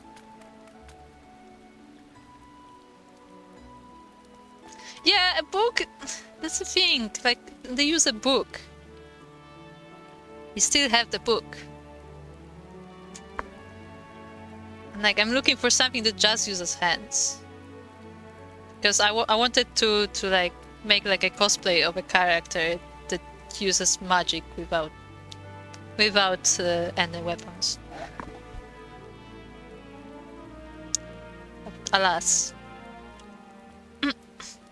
Let's start this rogue quest, shall we? There's not behind these convent doors for a worldly type like you, miss us. We're the dutiful sisters of the Edelweiss. All pure and sanity, like. No bugger off. Yes, that sounds very safe. Hey, about. I thought it was just some simple errand lass, but now I've had a proper look. You're Mielikka, ain't you? Heh, I knew it. Something about milling primals leaves its mark on a person, it does. Anyway, you being who you are, you must have an inkling as to what goes on here, eh? The Admiral sent you to meet with one of me associates after that business with Leviathan, if you recall. That's right, lass. You stand at the entrance to the Rogues Guild. Course would be a poor sort of underground organization if we put a bleeding sign up on the front door.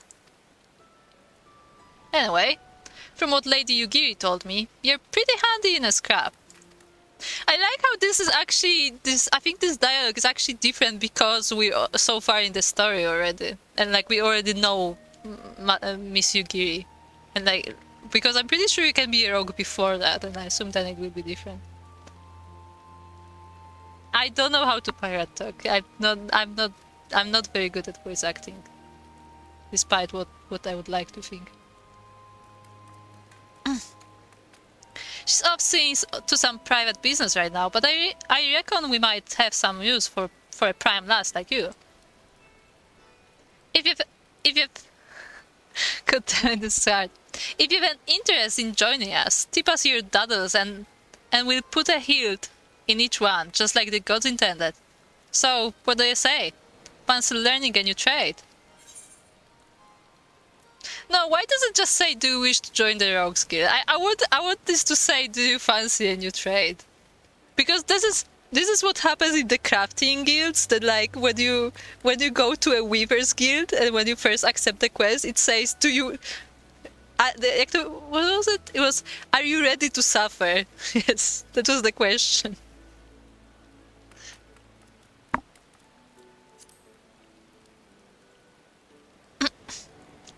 Good to see you're keen, but I should probably warn you on a few points before you dive in. Where most guilds take pride in turning their members into the best bloody candlestick makers they can be, we only care about getting the job done. And the job ain't pretty. You become one of us, and you'll soon be neck-deep in scum and knife fights. So if you're looking to scamper across rooftops and big dandies of their blunt, you'd best take up with a different crew. Think on that and come back if you're still keen. I mean, there's no other way to become rogue, dude. There are no other crews. I would join another one because I don't really like you, but... That's what I mean. Hey, Ares. Loanward would have you reaffirm your desire to join the Rogue Guild. I don't really have a desire to join Rogue Guild, but I need it. I'll scare you off then, Bene. It really said Bene. They told me he was a meddlesome lass, and so it proved. You'll need every ounce of that metal soon enough. Now step inside and have a prattle with Jackie. Jackie? He's our upright man, the master of the guild.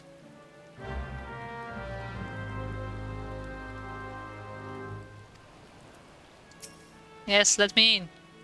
You're looking to head inside? Yes. Hello, RAJ Skater. Welcome to the Rogues Guild. She does not look like a rogue. She's trying. Did she throw it? Did she just drop it?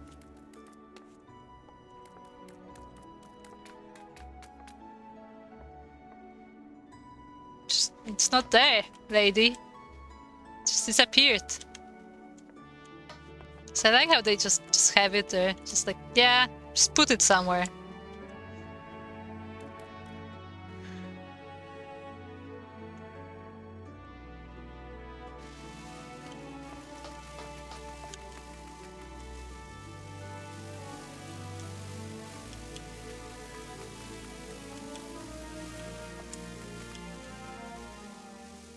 Okay. They're also drunk, apparently. Nice. It's exactly what they wanted, question mark. This is a guild of psychopaths. Yeah, pretty sure. Looks like it. Maybe. I don't know. Also, I'm calling him Jackie because I don't know what his name is.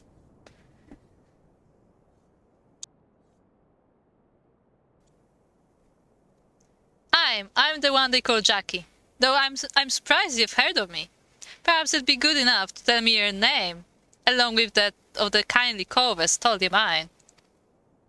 He looks too good for the rest of his guild. The rest of his guild looks like, you know, like their clothes are just basically on, like barely on them. They're like, you know, all rough, and he's like in this pretty, like pristine clothes. Just does not look right. Yes, Jackie Chan. Exactly. Ah, the famous Mielikka. All only left Patch left you in, did he? He can throw a blade for shy, but that one eye don't miss not when it comes to sizing up a timber moored for the stalling. What does that even mean? I did not understand a single word of that line. Almost. Just one thing. You ain't a pirate, are you? Well then, it's time you was stalled to the rogue. Pull on your best beater cases, and I'll swear you in myself when you're ready. Now, I could fill your waters with a storied history of our guild, but that's just wit and wind. The most important thing, the only thing we care about, is getting the job done. Now, most folk, and I'm assuming you're among them, know that not long after Limsa founding, the city was overrun by a motley collection of pirates and thieves. But as wild as that lot were, it soon became clear that they'd all end up killing each other if they didn't lay down a few rules, an unspoken code of conduct, as it were. 1. You don't bite the purses of your fellow Lominsans. 2. You don't rook a crew out of their spoils. And 3. You don't trade cools like they was chattel. I admit the finer points of the code are a mite murky, but most agree on those 3 at least. I barely understand what he's saying, actually. Can someone explain this to me?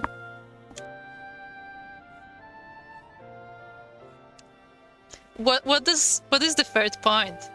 What is trading cools? I don't understand.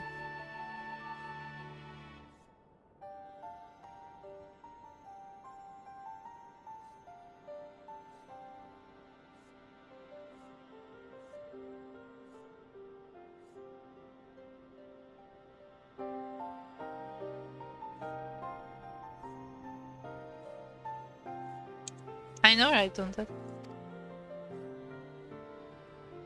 Now, we might be thinking no, that amounts to a sack of dilberries. Now the admirals outlawed piracy. But in the back alleys and black markets where Merlip's grip ain't so tight, the code's still alive and well. And just as the law is enforced by the Yellow Jackets, the code is regulated by us rogues. We go where the shadows are darkest, and hand out justice to them as break the code. Some some ram-soaked cove steals goods from their own cove, and we steal them back. That's the job, my naughty lass.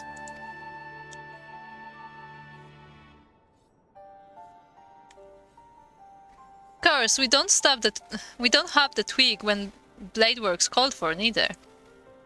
You'll see there's more to our dagger play than just sticking claws with the pointy end. We'll weaken a mark with poison, fade away and strike in the dark months, whatever it takes to get the work done. Well, Mielikka, what do you say to that? Got the guts to do a rogue job? See, that's a better question.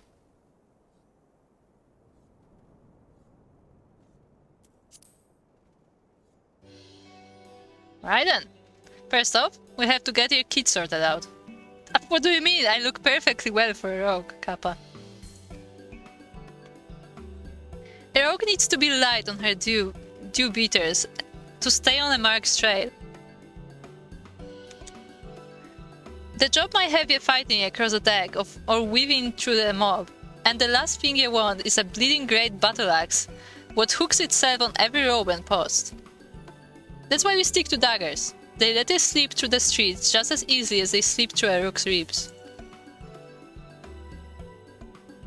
Here, take these stabbers and let's see how they look on it.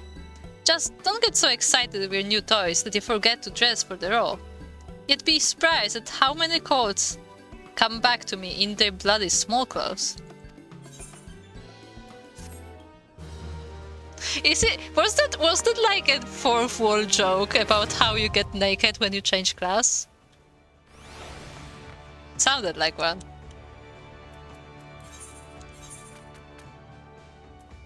Oh boy, are you guys ready?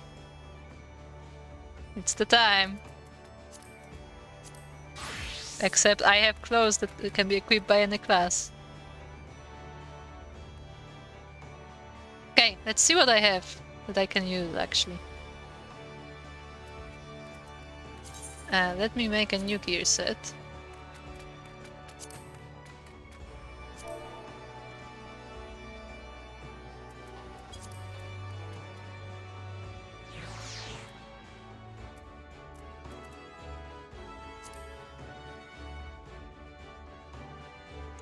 Yes, I did cheat. What do I have that I can wear? I can wear this.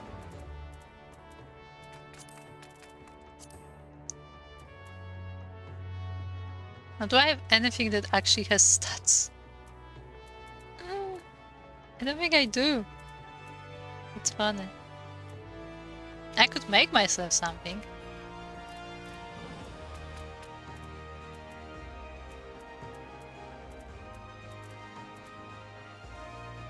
I guess I'm gonna go with this for now. Yeah, at least I don't have anything with stats. Everything is too high level.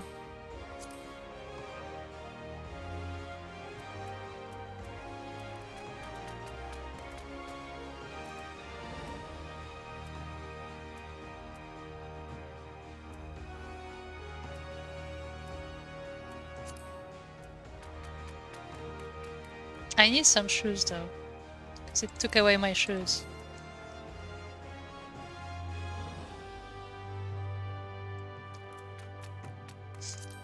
Time to wear sandals.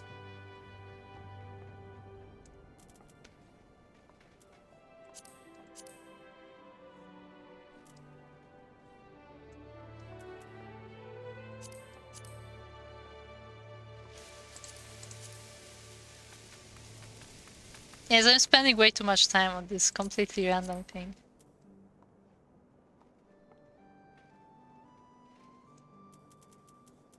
Don't worry about it.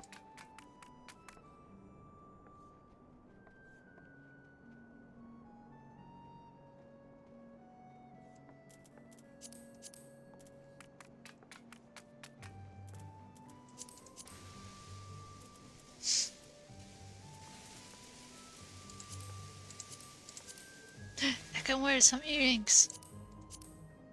Go. My gear is level 0. Lovely.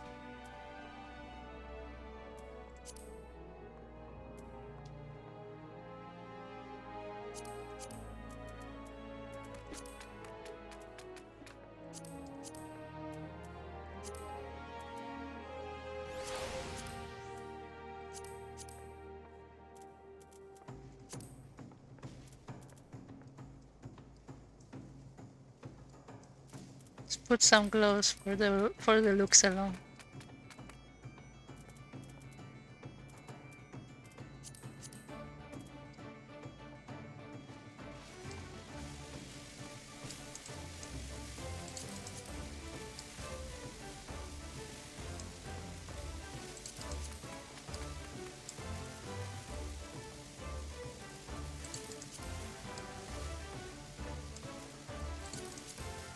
Yes. There you go. Perfect.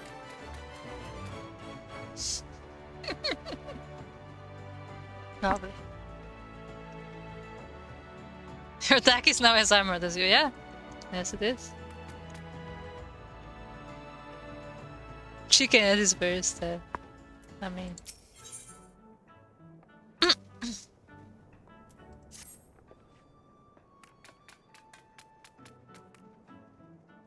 Managed to strap those daggers on without cutting yourself. Well, we're off to a good start, I'd say. Next I want to get a feel for the weight and speed of your new weapons. I reckon those bleeding cheats in the field outside Limsa would serve for your first lesson. Aye, test your blade on a few of them lamps, then slice up some rats and pugies for good measure. Mind that you mill them beasties one at a time, though, lass. I know you've served far worse in the past, but you're no dimber-dumber with them stabbers just yet. Lovely. Oh boy. I clicked there, okay. And I forgot that... I love how many abilities there are in my new thing. Literally one ability. Sounds good.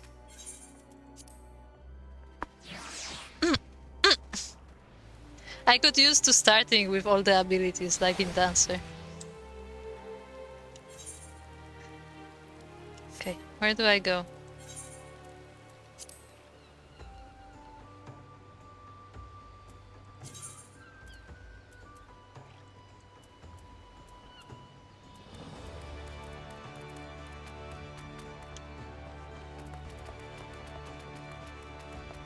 Yes, I need some advice on the rotation, please. It's so difficult.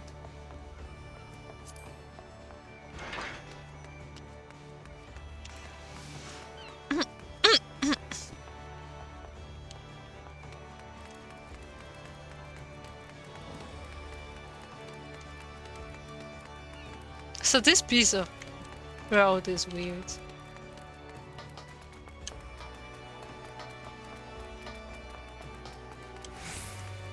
Slaying lost Maverick. Yeah, I guess so. I don't really want to slay lamps, to be honest.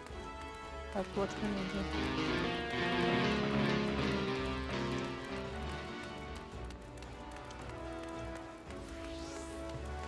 do? I like that this person was from FC. Very nice.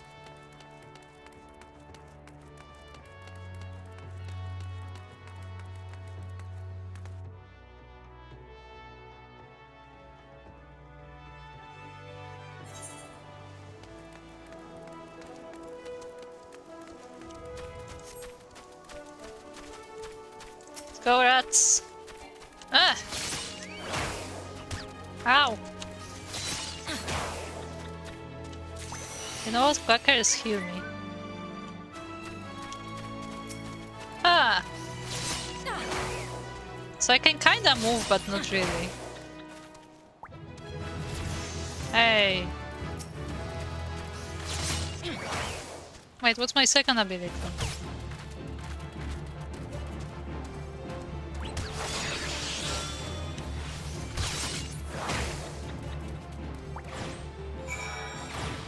Create shadows that nullify damage up to maximum HP.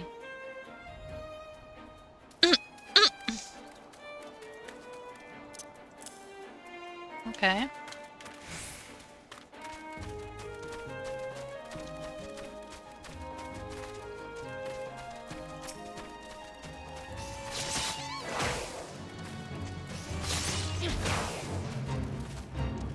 Oh, it's 3 hits.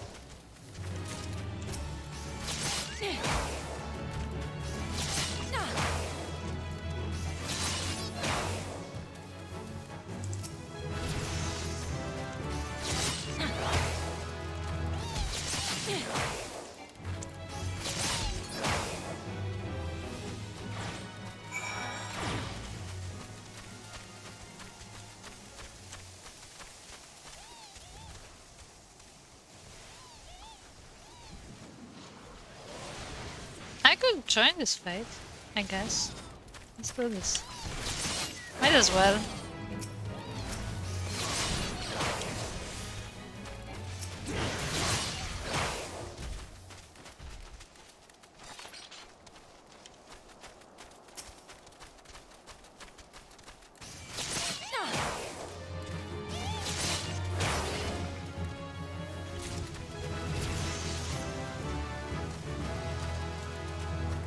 Oh, I got a new action. What is it?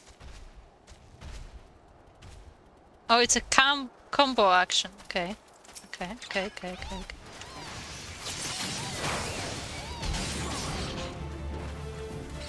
Wait, they killed them so fast, I couldn't combo.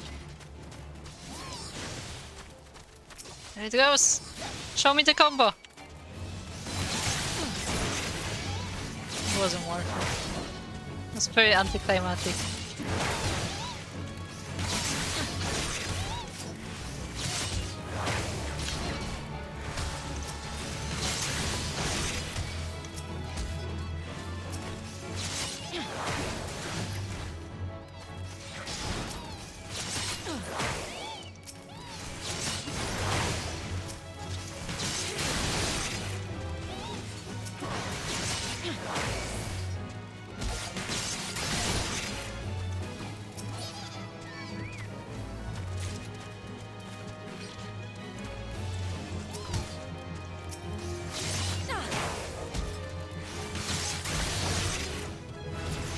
Hey.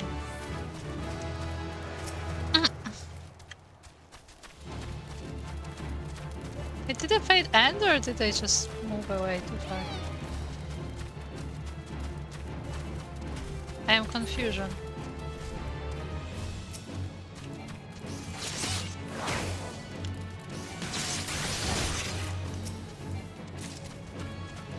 Get back here.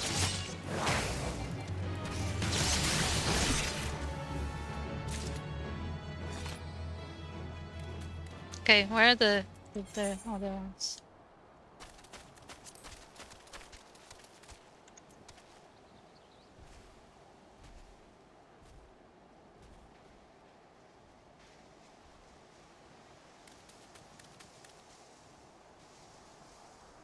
Look. I just said what had to be done. That's it. Oh, there they are. Ah! Dropping on them. Okay, that looks good.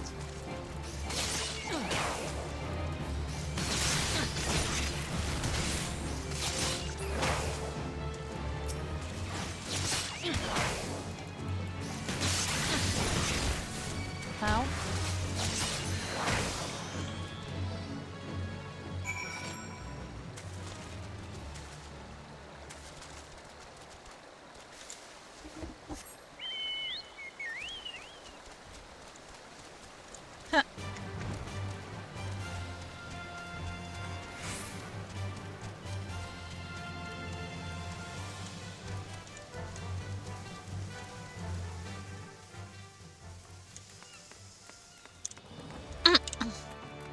So as I'm running there, is there anything else that I can equip with my new powers?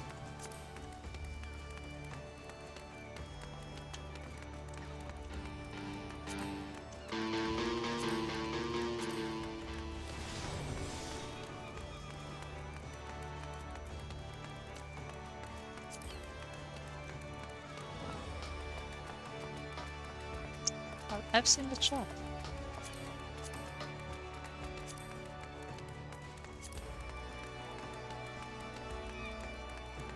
Yeah, I do hope they are impressed. That was, yeah. No, it wasn't easy.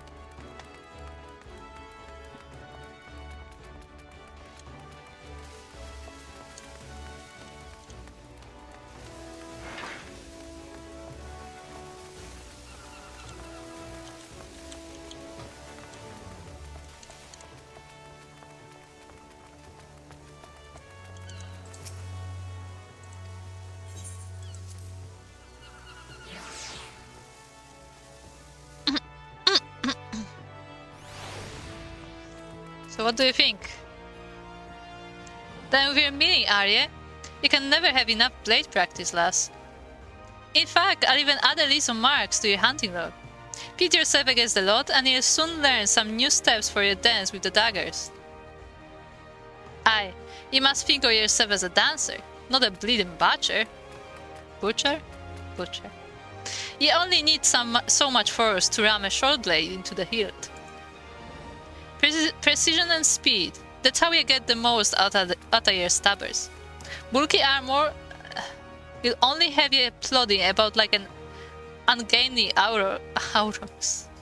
So make sure you're wearing gear that let you move freely as well. Alright. Get your blade work up to scratch, Mielikka, and I might just have a job for you.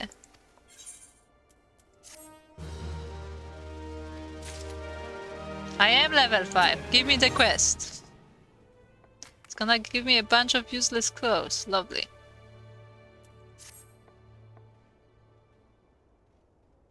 Stabber sounds like the name of a cat.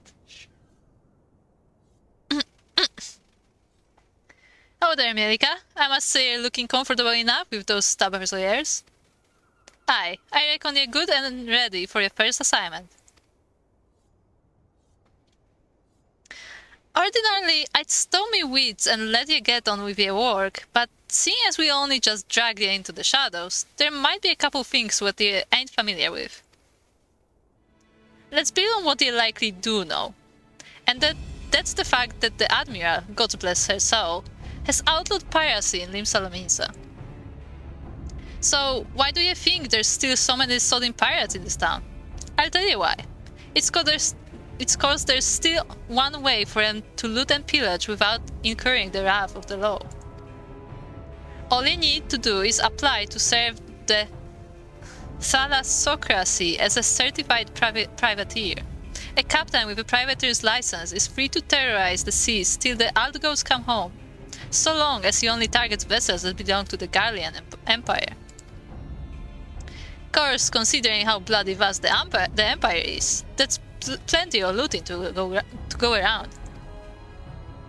Crews fill their holds with Imperial plunder, then sail back here to Limsa to offload the spoils. And that's where this particular case went sour. See, this one crew got their fumbles on a Magitech device, a firing mechanism to be precise, but was rooked out of their hull by some heavy-handed coves. If you recall, they don't sit well with the code. If you're bold enough to rook a pirate out of his due, then you'd best be prepared for a visit from the rogues. Ah, and speaking of visiting rogues, Underfoot, over here, lad. Oh boy. I mean, he's small, so he can fit into things. I wanted the pair of you working together on this. Pass sentence on the code defining rooks, and bite back the Magitech part. What's the last need before? You're in charge of new recruits, ain't you? It's Mielikka's first assignment. You're to go along and give her the benefit of your wisdom. See, well, I was in charge of new... Ah, bugger it. So I guess we're to be partners for the now. The name's Periumu Hariumu, but most of me fellows call me Underfoot. He might seem a touch reluctant, but Periumu's one of our best. You just do as he says and he'll get the job done.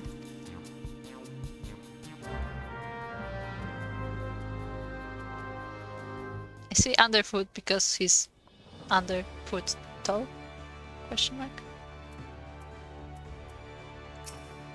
He's also sleeping. Alright then, me younger rogue. Seeing as this is your first official outing, I want to be sure your dance steps are up to the task. With them short blades, you need to get in good and close to your mark, aye? But we ain't bleeding swads in shiny armor, and the lighter kit we wear ain't much protection from a click to the gun.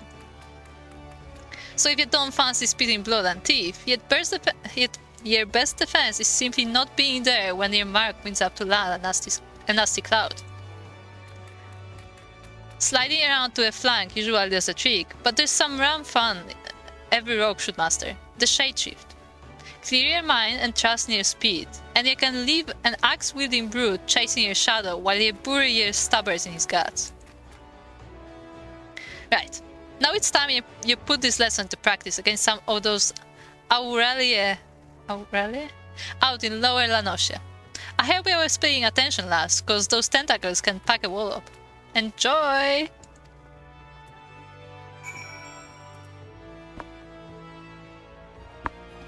Oh boy, isn't this fun?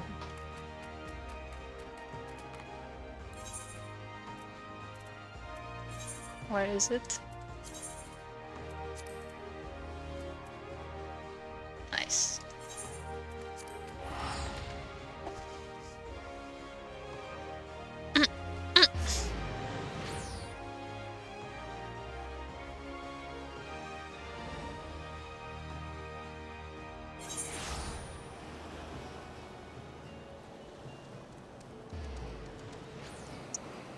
Okay. Let's go, Quackers. To adventure.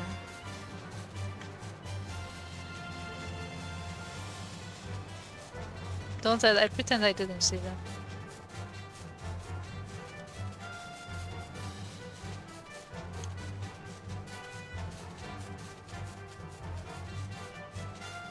So like I was like, yeah, you can be a pirate unless you're doing it not on your own kind, like on a different country. Then that's fine.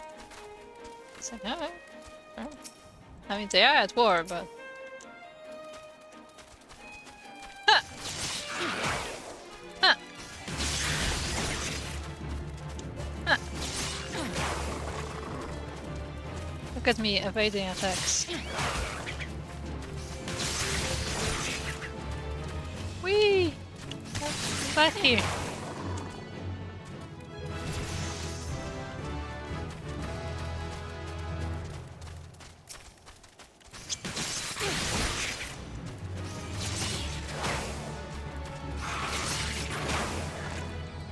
Is that it? Oh boy. Illegal pirate. Yeah. Time to get back to the guy. Those beginning quests are really thrilling, aren't they?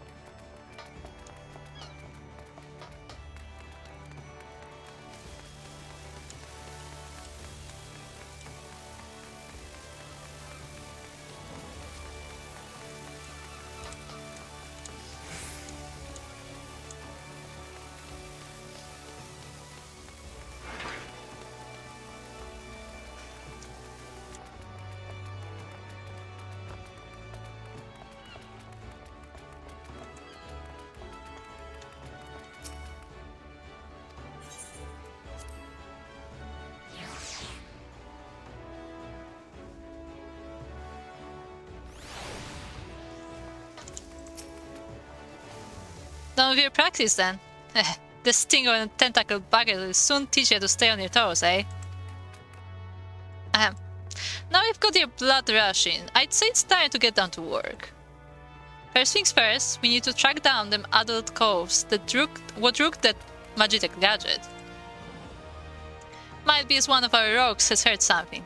The guild thrives on information, you see, and with agents scattered far and wide, with their glazes keen and their waters to the ground. Let's pay us a visit to Italvan at the Drowning Wench. Ask her for a weak ale and see what that gets you. I'm not setting you up for a laugh, lass. Trust me. Sure.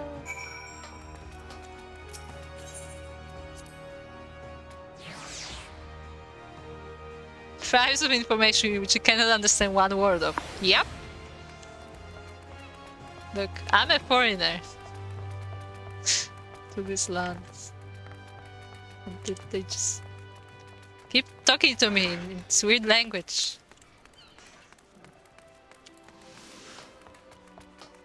I might have also forgotten how to get to the wench. Don't worry about it.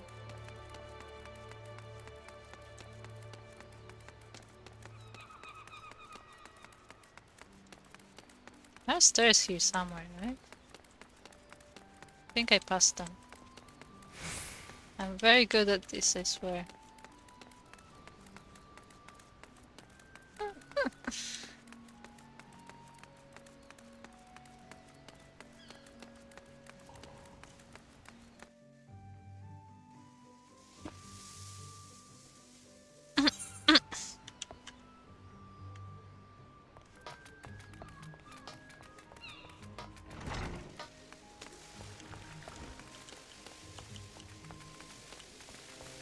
Why did I go this way?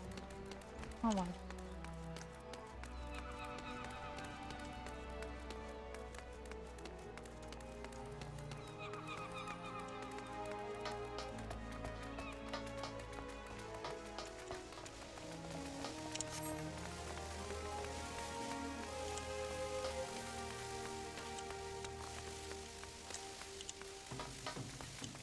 Oh yeah, this is the samurai quest. They're all gathering together.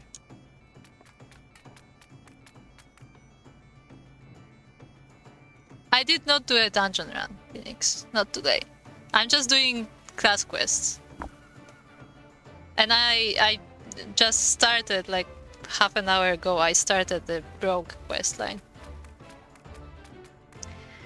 Welcome to the Drowning Wench. What's your pleasure, miss? A chilled ale. Strong ale. A weak ale.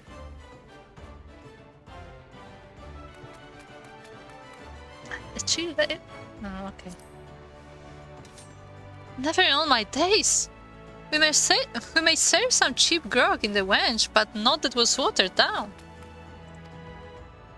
If our usual ale is too bold for your taste, perhaps you'd like to order from the underground menu. Shock.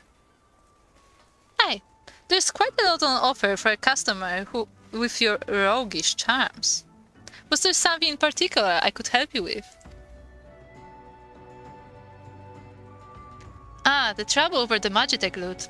It was not a subtle joke. The gang in question is an unusual group of former pirates calling themselves the Dainty Demolishers. They seem to be enamored of court, dandy mannerism, and have a preference for seizing Gallian machinery. They are also known for conspiring with goblins. Rumors say that the Demolishers visit a beastman camp in Middle Lanosia to fence their goods. And those goods generally take the form of imperial technology. I imagine the goblins were rather pleased to take possession of a Mark... What is it? '41? Question mark? Anti-aircraft cannon firing mechanism. If you mean to steal the device back, then your trail leads to the goblin camp in Summerford. Summerford, eh? On your way, lass. Meet me across the river from the camp and we'll plan our next move.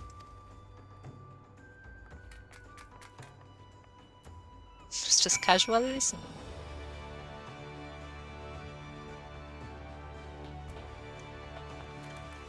Look, Phoenix, I'm still upset about the fact that you can't shear the sheep. You have to kill them to get wool. It's disappointing, to say the least.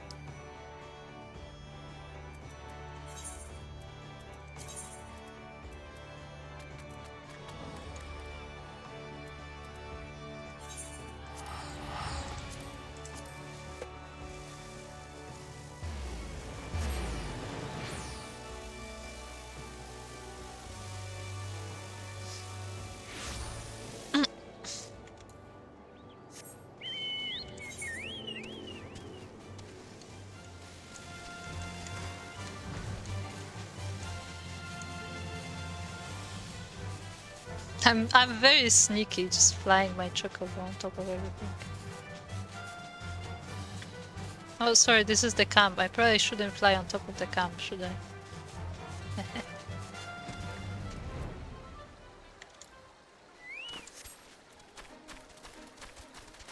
Shh, you're very sneaky.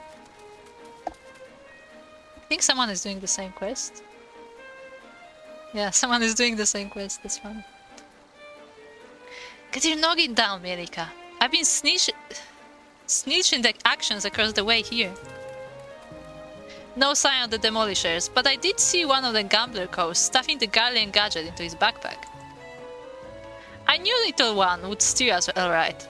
This is your chance, lass. Grab that gambler goby and grapple the device.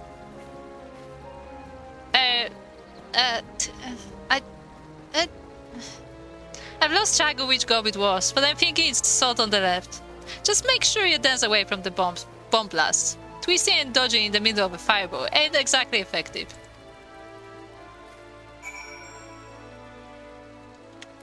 So I think this guy just killed the whole village, so... Hello, goblins! It is I.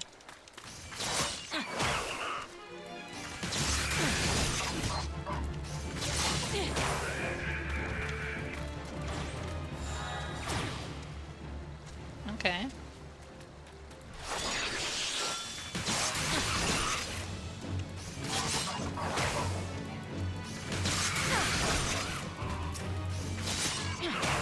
We're goblins.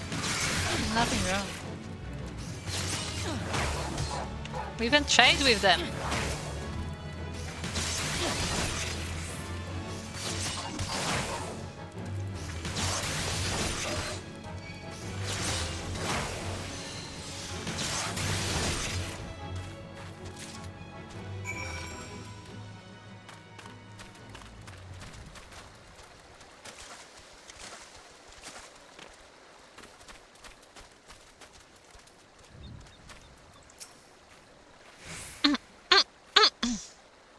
I know, right, on that. That's the way, lass. There was not for me to do but sit on me dandies and watch. So, you've got the goods then.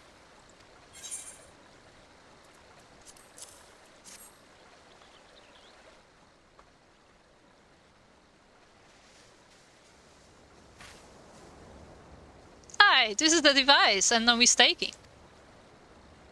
Let's get back to the guild, eh? We still owe the demolisher bastards a million, but they'll keep for the now. Here, you should be the one to deliver the prize to Jackie. It was your hand what snatched it out the goblin's paws, after all.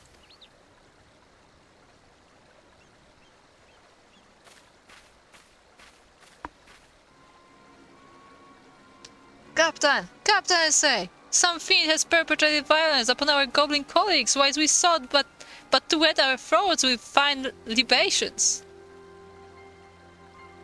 This will not stand, Captain. Our finely fletched loot has been pilfered from under our noses. Blast and bother! My blood boils and bubbles at the temerity of this affront. Look at his hair. I note not the identity of these audacious buffoons, but they shall be made to pay, and pay dearly. With me, my fine fellows. Huzzah!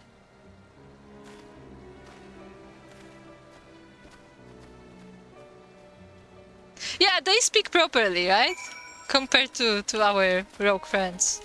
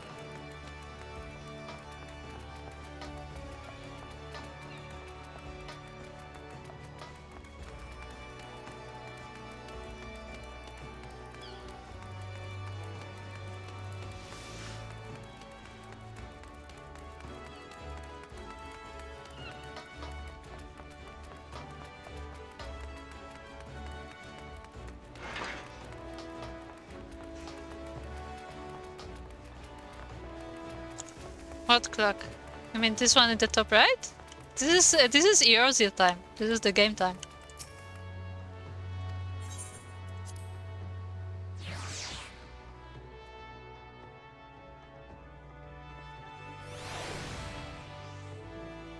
No, this is game time. It's much faster than real time. Nie ma jeszcze grabu that fire mechanism yet, Mielikka.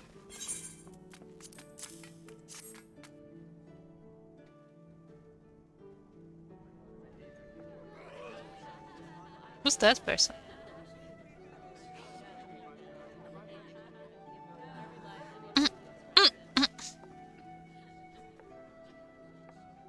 Ah, still in one piece too.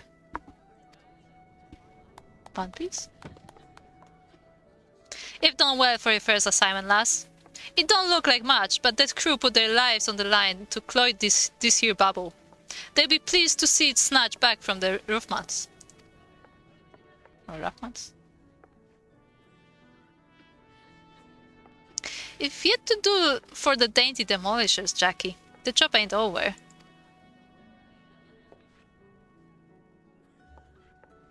Here, I underfoot. It ain't. You break the code, you face the consequences.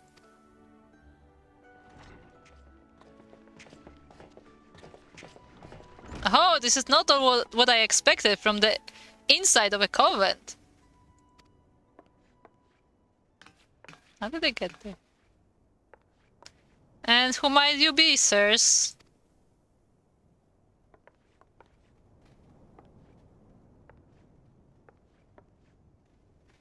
Ha ha ha! Your ignorance is understandable. After all, our schemes are always perfect, our heists impeccable. Shall I reveal our infamous name and drink in your delicious terror? Look at the stars on his face. Wait, is this Yaku's crew? This is Yaku's crew. It's 100% Yaku's crew. So bye, Phoenix. We are deadly, dastardly, and dictionary devilish. What? Quail before the dainty demolishers. There's just 3 of them too.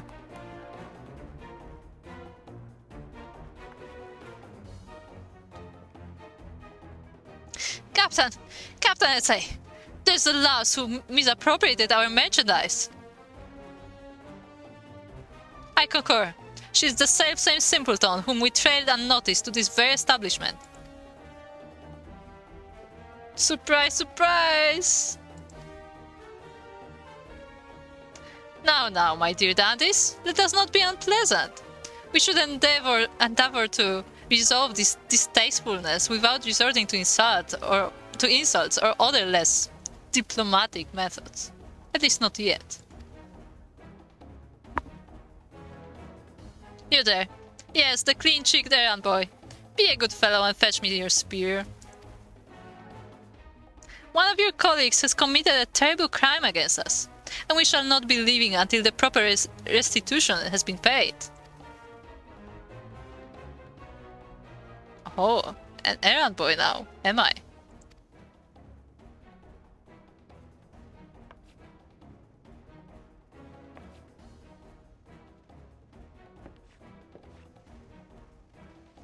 Tell me, Captain, just what kind of place do you think this is then? Huh? This place? Why, I suppose it is some manner of a convent. The one-eyed doorman named it the Dutiful Sisters of Edelweiss or some such. And if yet realize your mistake, your fate was sealed the moment they dragged your sorry quarrel across the threshold. Are you threatening me, boy? I'll have my fellows cut out that impudent tongue. We've exhausted our reserves of dainty today, lads. Show these fraudulent sisters how the demolishers deal with upstarts.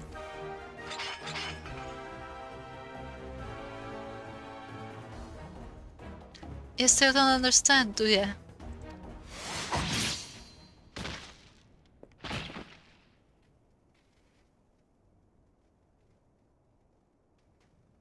There are but three sorts, of course, what the doorman let pass. Clients, recruits.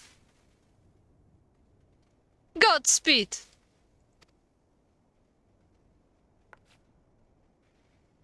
I'll kill you all!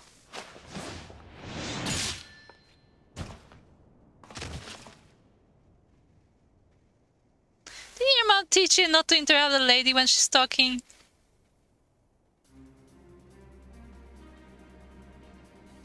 You'd have learned that the third sort, of course, is a bollocks for brains mark what marches himself right into the rogue's den.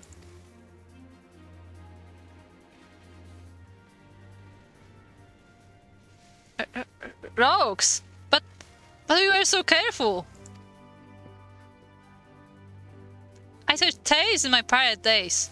Stories about the merciless race who uphold the code. They weren't called rogues back then, though. The upright thieves, they were. The knives in the shadows. You can't be them. You're just trying to scare me. Well, the captain of the dainty demolishers is not so easily cowed.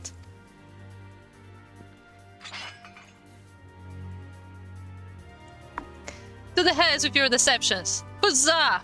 Huzzah for my fallen comrades!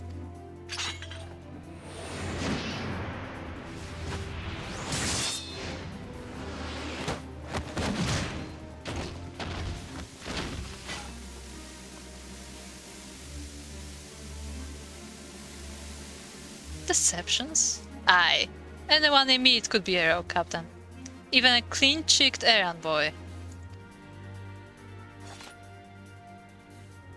Still briefing. Find some row and string him up someplace in town.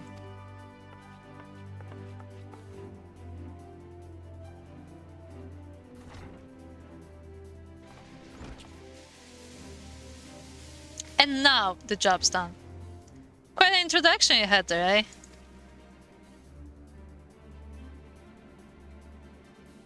Welcome to Limsa Lominsa's ever-churning underbelly, where the thieves shed their skins and become rogues.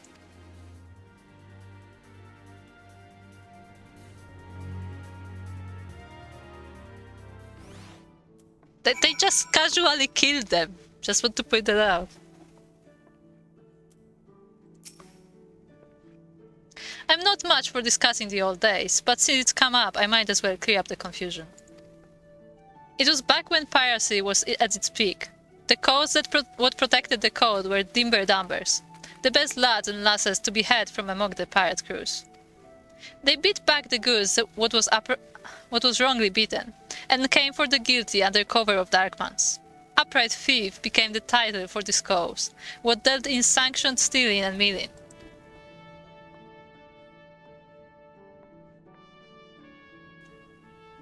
But it was only those as had cut all ties with the Buccaneers' life that was what was accepted into the ranks, conflicting loyalties and all that. They formed their own guild and even their own way of speaking, And what was once pirates was pirates no more. Later on, when Merwhip took the Admiral's chair, the upright thieves agreed to abide by her laws. We became the Rogues Guild, to mark the change and alter our recruiting policy to accept venturers like yourself. But although the title is different, the job remains the same. Uphold the code and preserve the underground society what spawned us.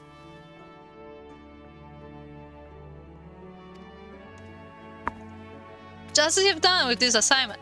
Keep up the good work, Mielikka, and you'll go far in the shadows.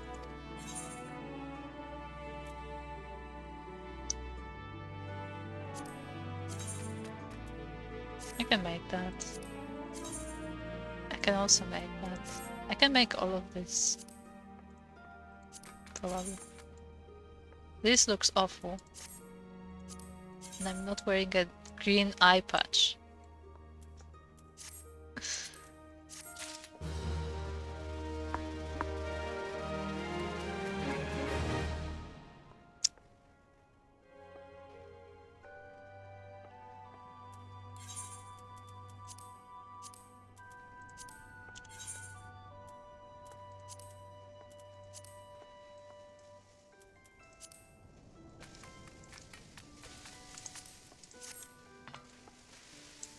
And with that, I think that's enough questing for today. As Maximo Fornara's me.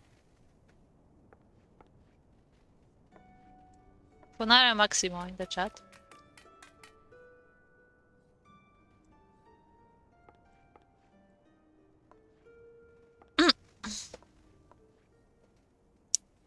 Yeah, I think I'm good. I think this is a good point to end on.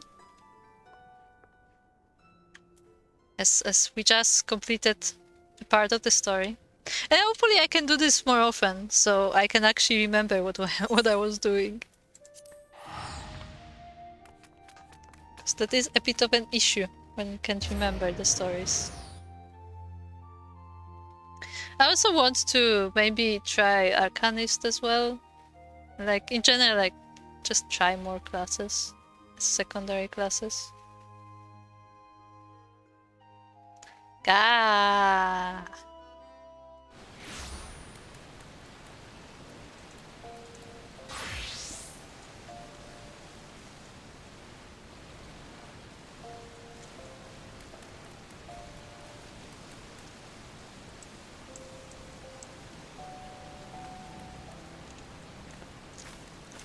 Yeah.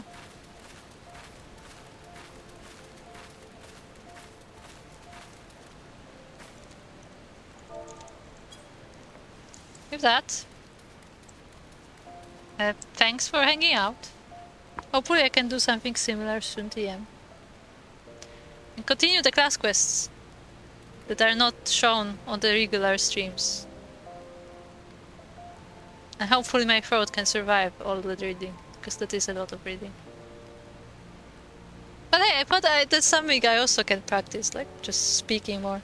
Especially since like sometimes I need to be like backup caster for DreamHack and stuff like that, so it would be good to practice. So thank you for hanging out, and I see you guys later.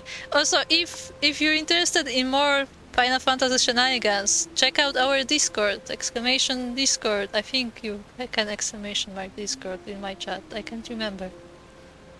But yes, check out our Discord. By our, I mean Lights and mine. And whenever I play, I post screenshots there about me playing. So you can check these out. I like taking nice screenshots, so I love that.